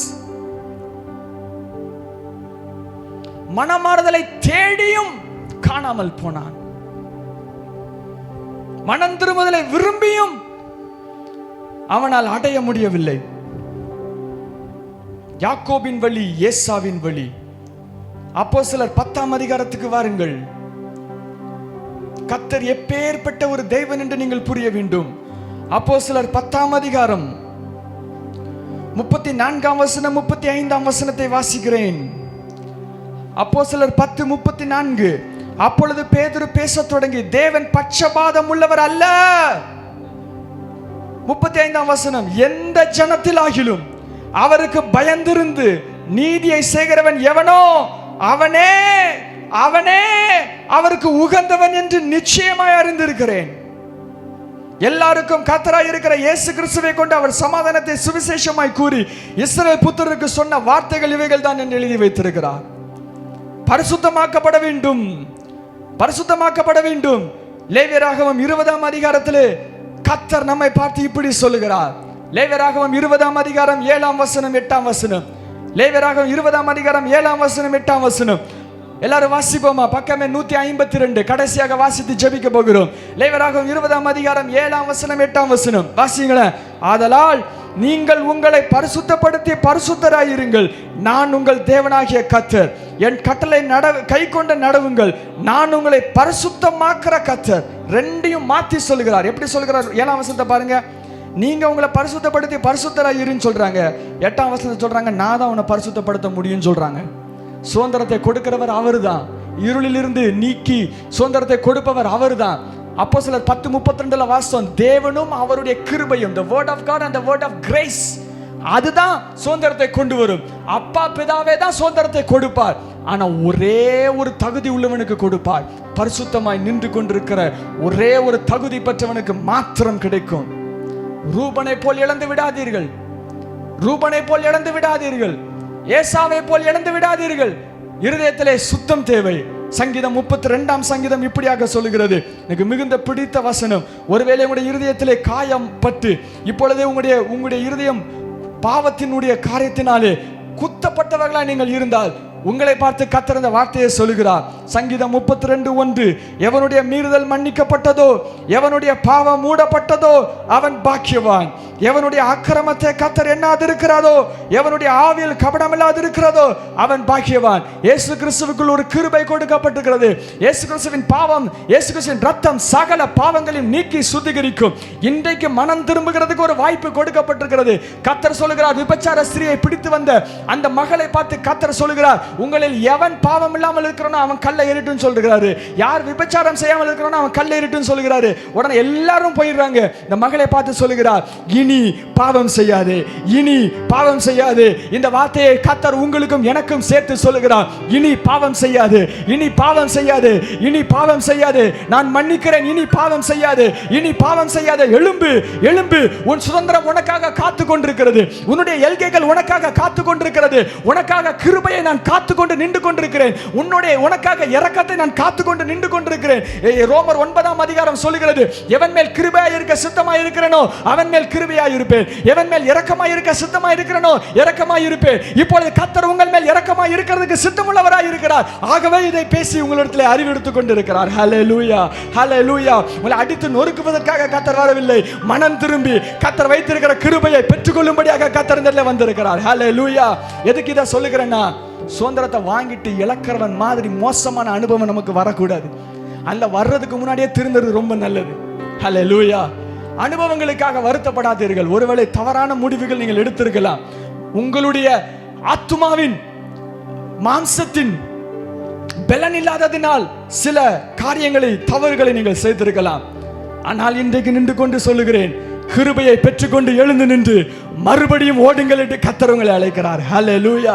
மறுபடியும் ஓடுங்கள், மீண்டும் விழாதீர்கள். மறுபடியும் ஓடுங்கள், மீண்டும் விழாதீர்கள். ஏனென்றால் வரப்போகிற சுதந்திரம் மேன்மையானது. ஹல்லேலூயா. அவர் பட்சபாதம் உள்ளவர் அல்ல, அவர் உண்மை உள்ளவர். அவர் திராணிக்கு மேலாக சோதிக்கிறவர் அல்ல, திராணிக்கு மேலாக சோதிக்கிறவர் அல்ல. அவர் சோதனைகள் கொடுக்கும் பொழுது தப்பிக்கிறதுக்கு வழியை கொடுக்கிறார். எல்லாரும் சொல்லுங்க, தப்பிக்கிறதுக்கு வழி. சொல்லுங்களேன், தப்பிக்கிறதுக்கு வழி. எல்லாரும் கரங்களை வைத்து சொல்லுங்க, தப்பிக்கிறதுக்கான வழி. சொல்லுங்க, தப்பிக்கிறதுக்கான வழி எனக்கு உண்டாயிருக்கிறது. சொல்லுங்க, தப்பிக்கிறதுக்கான வழி எனக்கு உண்டாயிருக்கிறது. ஹல்லேலூயா, ஹல்லேலூயா. சுதந்திரங்களை நீங்கள் இழக்க போவதில்லை. சரியாக பெற்றுக்கொள்ள போகிறீர்கள். சரியாக பக்குவப்பட்டு பெற்றுக்கொள்ள போகிறீர்கள். பெற்றுக்கொண்ட சுதந்திரம் நிலைத்த சுதந்திரமாக இருக்கிறது. உங்களுடைய கனிகள் நிலைத்து நிற்க போகிறது. நீங்கள் கிறிஸ்துவுக்குள்ள நிற்கும் பொழுது கனிகள் வரும். இந்த கனிகள் எப்படி வரும்னா, கொஞ்ச நாள்ல விழ போகிறது இல்ல, நிலைத்து நிற்க போகிறது. கரங்களை வைத்து சொல்லுங்க, என்னுடைய கனிகள், என் மூலமாக வருகிற கனிகள் நிலைத்து நிற்கிற கனிகள். எல்லாரும் சொல்லுங்களேன், என் மூலமாக வருகிற கர்த்தருடைய கனிகள் அவைகள் அழிந்து போகிற கனிகள் அல்ல, வாடி போகிற கனிகள் அல்ல, கரப்டாகிற கனிகள் அல்ல, நிலைத்து நிற்கிற கனிகள். என்னுடைய ஊழியம் நிலைத்து நிற்கிற ஊழியம். கர்த்தர் எனக்கு கொடுத்திருக்கிற பாத்திரமும் அபிஷேகத்தையும் நான் கரைப்படுத்த மாட்டேன். செத்த ஈக்களை கொண்டு கரைப்படுத்த மாட்டேன். அவற்றை வேண்டாம் என்று நான் வெதுக்க மாட்டேன். தேவையில்லாத காரியத்தை செய்ய மாட்டேன். மாம்சத்தின் கிரியைகளை பின்பற்ற மாட்டேன். என்னால முடியல, எனக்கு வலிக்குதுதான், எனக்கு கஷ்டமா இருக்கிறது தான், சோதனை வருதுதான், கால் தவறுகிறதா, விழுகிறேன்டா. நீதிமான் 7 தடவை விழுந்தாலும் அவன் எழுந்திருப்பான். நீதிமான் 7 தடவை விழுந்தாலும் அவன் மீண்டும் எழுந்து நின்று கர்த்தருடைய காரியத்தை வைராக்கியமாய் செய்வான். ஹல்லேலூயா, ஹல்லேலூயா.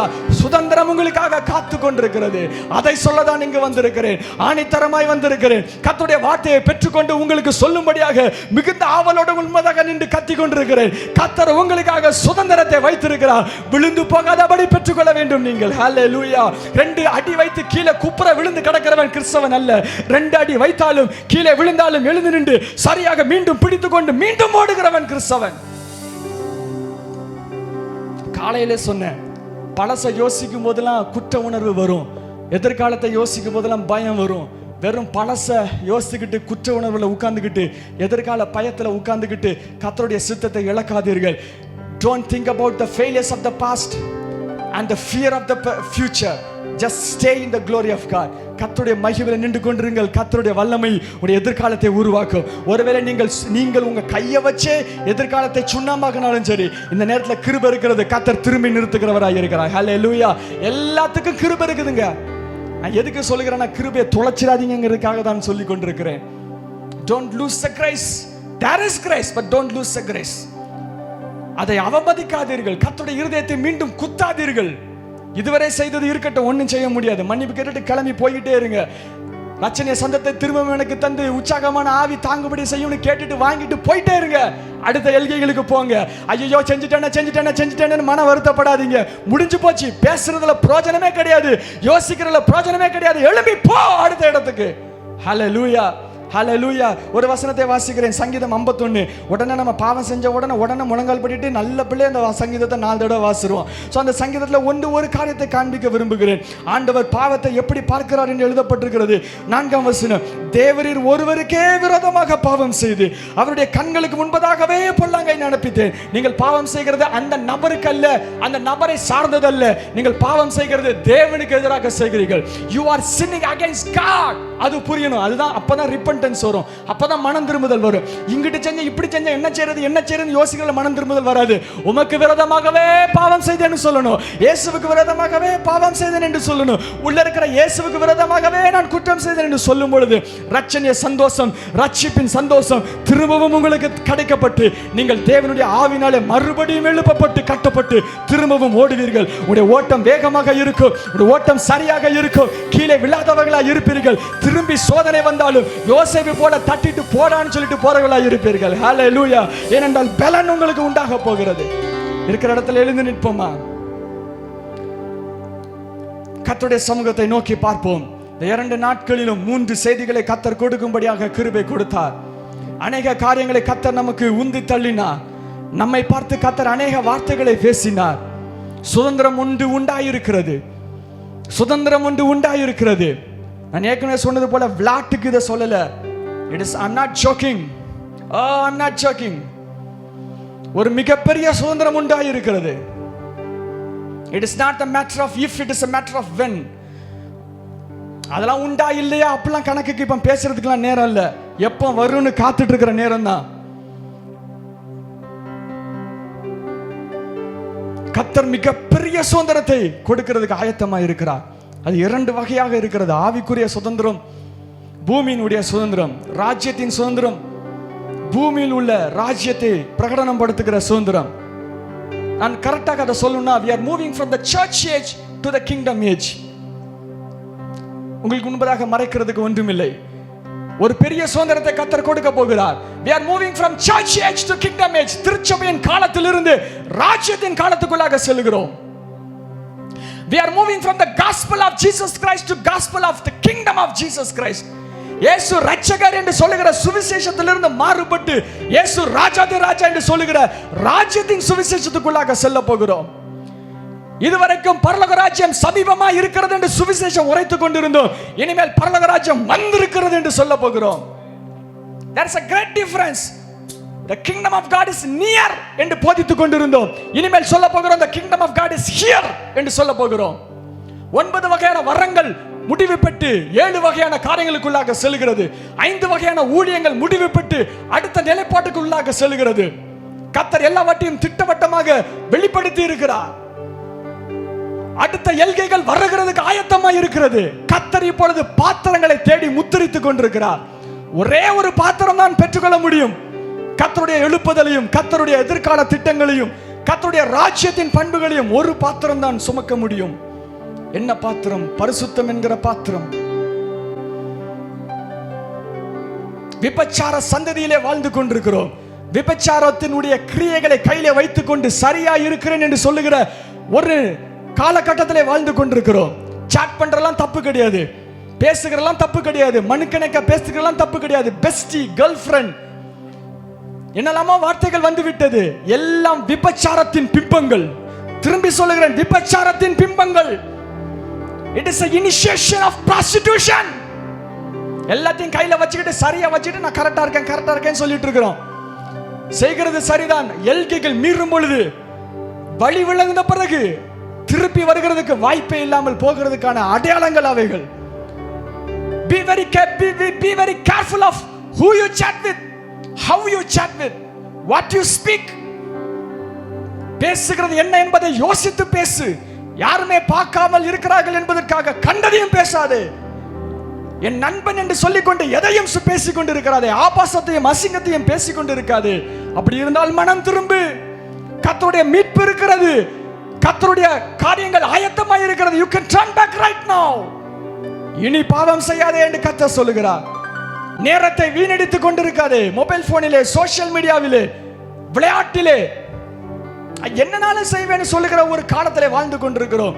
இந்த நேரத்தில் பரிசுத்த சந்ததியை கர்த்தர் எதிர்பார்த்து வந்திருக்கிறார். பேசிக்கொண்டிருக்கிற நாங்கள் எல்லாம் பரிசுத்தர்கள் என்று சொல்லுகிறதுனால இவைகளை பேசவில்லை. இந்த தாகம் எனக்கும் வேண்டும், நானும் பரிசுத்தனாய் மாற வேண்டும் என்கிற ஆதங்கத்திலே தான் பேசிக்கொண்டிருக்கிறேன்.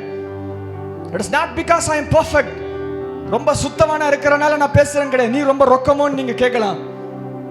It is not because I am good, it is not because I am perfect. நானும் விழுந்தவன் தான், என்னுடைய வழிகளும் தவறான காரியங்களே போனவன் தான். கிருபை இருக்கிறது, கிருபை இருக்கிறது. மீண்டும் செய்யாதபடி உனக்கு கர்த்தர் இப்பொழுது அனுகிரகத்தையும் கிருபையும் கொடுக்கும்படியாக கர்த்தரிடத்தில் வேண்டுவோம்.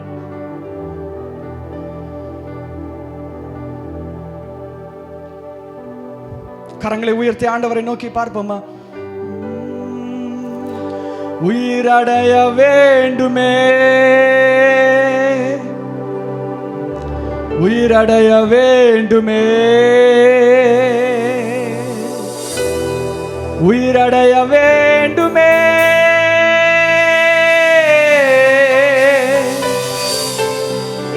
உயிரடைய வேண்டுமே, உயிர் தெழுந்த வல்லமை வேண்டுமே,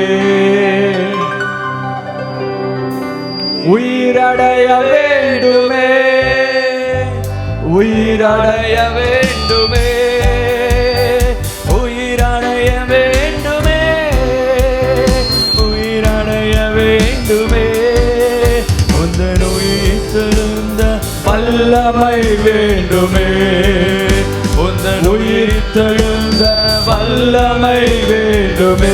சொல்லுங்களேன் கர்த்தாவே, உயிரடைய வேண்டும் அப்பா, எழுப்புமே, உயிரடைய வேண்டுமே, உயிரடைய வேண்டுமே, உயிரடைய வேண்டுமே, உயிர் தெழுந்த வல்லமை வேண்டுமே, உந்தன் உயிர் தெழுந்த வல்லமை வேண்டுமே. பரிசுத்தமாக்குமே, பரிசுத்தமாக்குமே, பரிசுத்தமாக்குமே, பரிசுத்தமாக்குமே, உம் இரத்தத்தால் என்னை பரிசுத்தமாக்குமே, உம் இரத்தத்தால் என்னை பரிசுத்தமா. கரங்களை உயர்த்தி பரிசுத்தமாக்குமே, பரிசுத்தமாக்குமே, பரிசுத்தமாக்குமே, என்னை பரிசுத்தமாக்குமே, உம் இரத்தத்தால் என்னை பரிசுத்தமாக்குமே, உம் இரத்தத்தால் என்னை பரிசுத்தமாக்குமே. ஆராதனை உமக்கே, ஆராதனை உமக்கே, ஆராதனை உமக்கே, ஆராதனை உமக்கே, ஓ ஆராதனை உமக்கே, ஆராதனை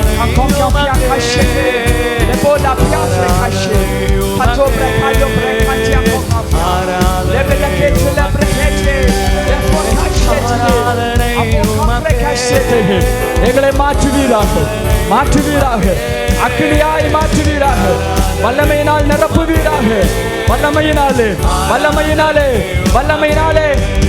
வல்லமை உண்டு, உண்டு, அற்புத வல்லமை இயேசுவே, இரத்தத்தா வல்லமை உண்டு, உண்டு.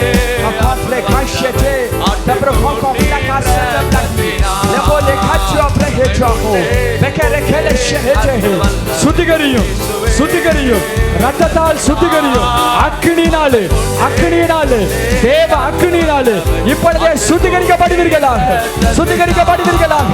Fire in the name of Jesus Christ. கர்த்தருடைய வல்லமை, கர்த்தருடைய அக்கினி நிரப்புவதாக, நிரப்புவதாக, நிரப்புவதாக, நிரப்பப்படுவீர்களாக, நிரப்பப்படுவீர்களாக. தேவனுடைய ஆவியினாலே, புத்திர சுவிகார ஆவியினாலே, தேவனுடைய பலத்தினாலே எழுப்பப்படுவீர்களாக, எழுப்பப்படுவீர்களாக, எழுப்பப்படுவீர்களாக, எழுப்பப்படுவீர்களாக. மீண்டும் கட்டப்படுவீர்களாக, கட்டப்படு, கட்டப்படு, மீண்டும் கட்டப்படு, மீண்டும் கட்டப்படு. எழுந்து நட, எழுந்து நட, போய் சொல், சொல், போட்ட ஊழியத்தை எடு, திரும்பவும் நட, சொல்லுகிறார். கெபெல்லே கேச்சியா பிரபு ஜியபலா காச்சியா பிரபு ஜியல கசச்சா கங்கோரி எபெல்லே கோலே ஷட்டோ பக்காச்சியா பிரிகாச்சி லிபலி பிரஹோச்சி. இப்பொழுதே தேவனுடைய ஆவியானவர் உங்கள் மீது அளவில்லாமல் ஊற்றப்படுவாராக. சுதந்திரங்கள் கொடுக்கப்படுவதாக, சுதந்திரங்கள் கொடுக்கப்படுவதாக, கொடுக்கப்படுவதாக. பெற்றுக்கொள்ள சுதந்திரத்தை, கிரீடங்களை பெற்றுக்கொள், செங்கோலை பெற்றுக்கொள், கர்த்தருடைய வல்லமையை பெற்றுக்கொள், பெற்றுக்கொள், பெற்றுக்கொள். எழுந்திரு, எழுந்திரு. தேவனுடைய பிள்ளையாய், தேவனுடைய பிள்ளையாய் கிரியைகளை நடப்பிக்கிறவராய் இப்பொழுதே இயேசுவின் நாமத்தினாலே உன்னதத்தின் ஆவி உயிர்ப்பிக்க வேண்டும் என்னை தேவா. முன்மாரியாக என்னில் பின்மாரியாக என்னில் பொழிந்திடுமே. ஊற்றப்பட வேண்டுமே என் தலையை நனைக்க ஆவியால் நிரப்புமே. பாத்திரம் வழிந்தோடோ நிச்சலால மூழ்கியே நேசரன்பின் மகிழ அகினி அபிஷேகம் எந்த ஊற்றப்பட வேண்டுமே. உன்னதத்தின் ஆவி உயிர்ப்பிக்க வேண்டும் எம்மை தேவா. முன்மாரியாக என்னில் பொழிந்திட்ட ஆவியே பின்மாரியாக என்னில் பொழிந்திடுமே. ஊற்றப்பட வேண்டுமே உன்னதத்தின் ஆவி உயிர்ப்பிக்க வேண்டும் என்னை தேவா. மீண்டும் எழுப்பப்படுவாயாக.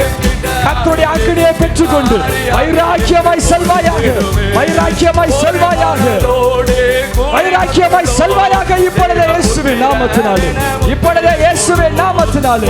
ஹல்லேலூயா, ஹல்லேலூயா. தேவபுத்திரே யாவதேனோ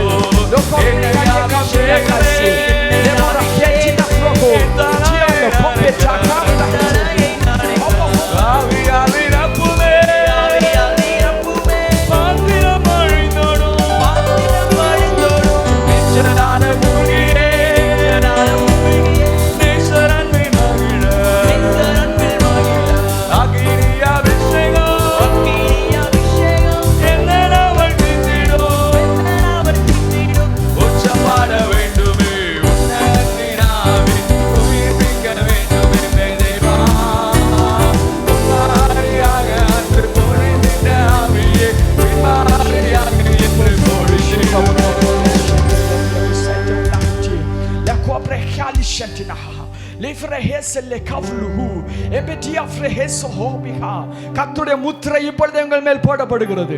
கர்த்தருடைய முத்திரை இப்பொழுதே உங்கள் மேல் போடப்படுகிறது. கர்த்தருடைய அக்கினி உங்களோடு இருக்கிறது. கர்த்தருடைய பாதுகாப்பு உங்களோடு இருக்கிறது. பரிசுத்தமாக்குகிற கர்த்தர், பரிசுத்தமாக்குற கர்த்தர், நானே பரிசுத்தமாக்குகிற கர்த்தர். நீ வாங்கிட்டு வான்னு கர்த்தர் சொல்லல. நான் ரத்தத்தை கொடுக்கிறேன், நான் பரிசுத்தமாக்குறேன், நீ வா என்று தான் சொல்லுகிறார். இப்பொழுது அக்கினி உங்கள் மேல் வைக்கப்படுகிறது. கர்த்தருடைய அக்கினி, தேவனுடைய ஆவியானவர் உங்கள் மேல் எழுப்பப்படுகிறார். இப்பொழுது அபிஷேகத்தை மீண்டும் பிடித்துக் கொண்டு, கரத்தில் செங்கோலையும் கோலைகளையும் பிடித்துக் கொண்டு, பாதரட்சத்தை தடுத்து தொடுத்துக் கொண்டு, இப்பொழுது வைராக்கிய சந்ததியாய், ராஜ்யத்தை பேசுகிறவர்களாய், ராஜ்யத்தை பறைசாற்றுகிறவர்களாய், புதிய சுதந்திரத்தில் நடக்கிறவர்களாய், பார்க்கிறவர்களாய் மாத்திரமல்ல நடக்கிறவர்களாய் இருக்கிற அனுபவம் இப்பொழுதே உண்டாயிருப்பதாக. Let the seal of God be upon you in the mighty name of Jesus Christ.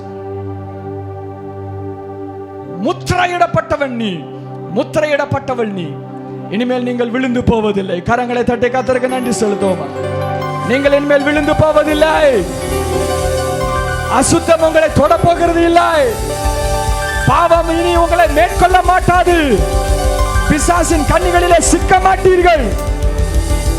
தேவ புத்திரர்கள் நீங்கள். தேவ ஆவி உங்கள் மேல் வாசமாய் இருக்கிறது. கர்த்தருடைய ஆவியானவர் என் மேல் இருக்கிறார். என்னுடைய பாதைகள் தேவனோடு இணைக்கப்பட்டிருக்கிறது. ஹல்லேலூயா. பழைய வழிகளும் பழைய வேதனைகளும் வரும்பொழுது மீண்டும் வராதே என்று சொல்லுங்கள். பிசாசை பார்த்து பழைய காரியங்கள் ஞாபகப்படுத்தினா அது பழைய மனுஷன், அதை பற்றி எனக்கும் சம்பந்தம் இல்லை என்று சொல்லுங்கள். நான் புதிய மனுஷன், புதிய ஜீவனுக்குள்ளாக இருக்கிறேன், கர்த்தருடைய எல்கைக்குள்ளாக இருக்கிறேன். பழையவைகள் எல்லாம் ஒளிந்து போயின, சகலமும் புதிதாயின. எல்லாரும் சொல்லுங்களா, வாய்களை திறந்த பழையவைகள், பழையவைகள், பழையவைகள் ஒளிந்து போயின, மன்னிக்கப்பட்டன, கிருபையினால் மூடப்பட்டன. இப்பொழுது புதிய வல்லமையினால், புதிய மனிதனாய், புதிய சிருஷ்டியாய் எழுப்பப்பட்டிருக்கிறேன். சொல்லுங்களேன், எழுப்பப்பட்டிருக்கிறேன், புதிய சிருஷ்டியாய் மாற்றப்பட்டிருக்கிறேன், கிறிஸ்துவுக்குள் வாழுகிறேன், உயிர்த்தெழுந்த வல்லமை எனக்கு கொடுக்கப்பட்டிருக்கிறது.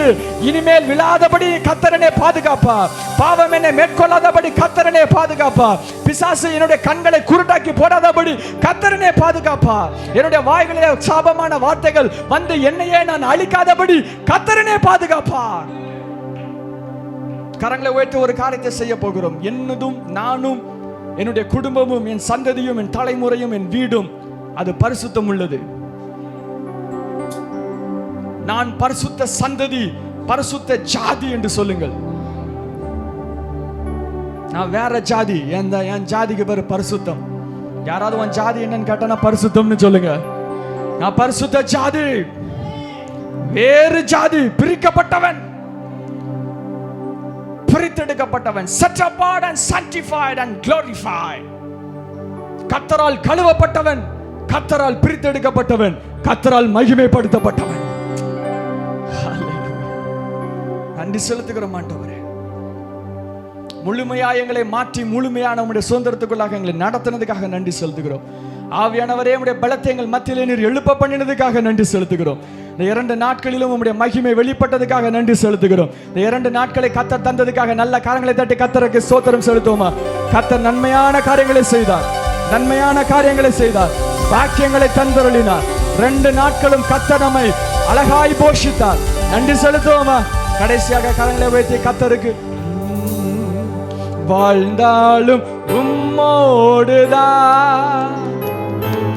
மரித்தாலும் உம்மோடுதான், வாழ்ந்தாலும் உம்மோடுதான், மரித்தாலும் உம்மோடுதான்.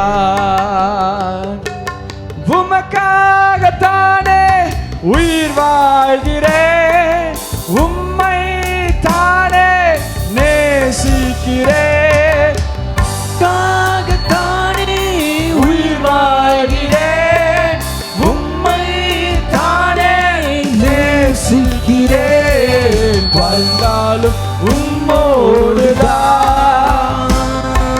மரித்தாலும் உம்மோடுதான்.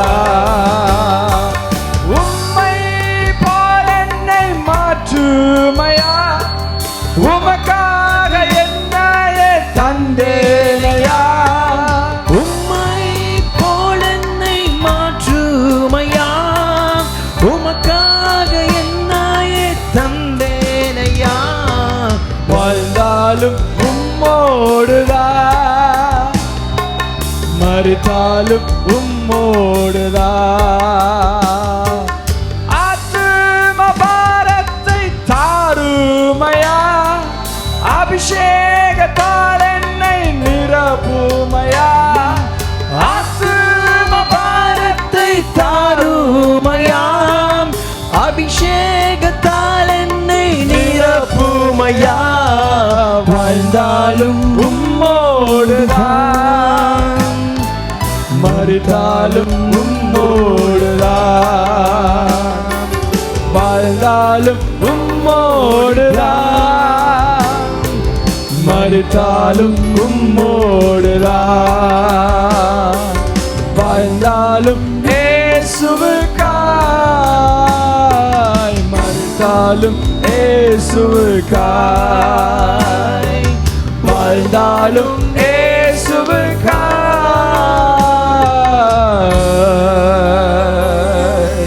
மரித்தாலும் இயேசுவுக்காய். நீர் ஒருவரே பெரியவர், நீர் ஒருவரே ராஜா, நீர் ஒருவரே சகலத்தையும் படைத்து உருவாக்கியவர், நீர் ஒருவரே அல்பாவும் ஓமேகாவுமானவர், நீர் ஒருவரே முந்தினவரும் பிந்தினவருமானவர், நீர் ஒருவரே சேரக்கூடாத ஒளியில் வாசம் செய்கிறவர், நீர் ஒருவரே சகலத்தையும் நேர்த்தியாக அழகாக படைத்து உடைய வாழ்க்கையிலே சர்வத்தையும் நேர்த்தியாய் மேன்மையாய் செய்கிறவர், நீர் ஒருவரே ராஜா என்று அறிக்கையிடுகிறோம், நீர் ஒருவரே தெய்வம் என்று அறிக்கையிடுகிறோம். சீக்கிரமாய் பூமிக்கு திரும்பி வரும் வருகை எதிர்நோக்கி காத்திருக்கிறோம். எங்களையும் எங்களுடைய காரியங்கள் எல்லாவற்றையும் தாழ்த்தி ஒப்பு கொடுக்கிறோம். நீர் மாத்திரம் மகிமைப்படுவீராக, நீர் மாத்திரம் மேன்மை அடைவீராக, உடைய நாம மாத்திரம் மகிமைப்படட்டும். உயிர்த்தெழுந்த இயேசு கிறிஸ்து மூலம் ஜெபிக்கிறோம் நல்ல பிதாவே, ஆமென், ஆமென், ஆமென். 2 நாட்களும் கர்த்தர் செய்த உபகாரங்களுக்காக நல்ல கரங்களை தட்டி இயேசுவுக்கு நன்றி செலுத்துவோமா? நல்ல கரங்களை தட்டி ஆண்டவருக்கு, எல்லாவற்றையும் செய்த ஆண்டவருக்கு அவர் மாத்திரம் மகிமைப்படுவாராக. ஆமென், ஆமென், ஆமென்.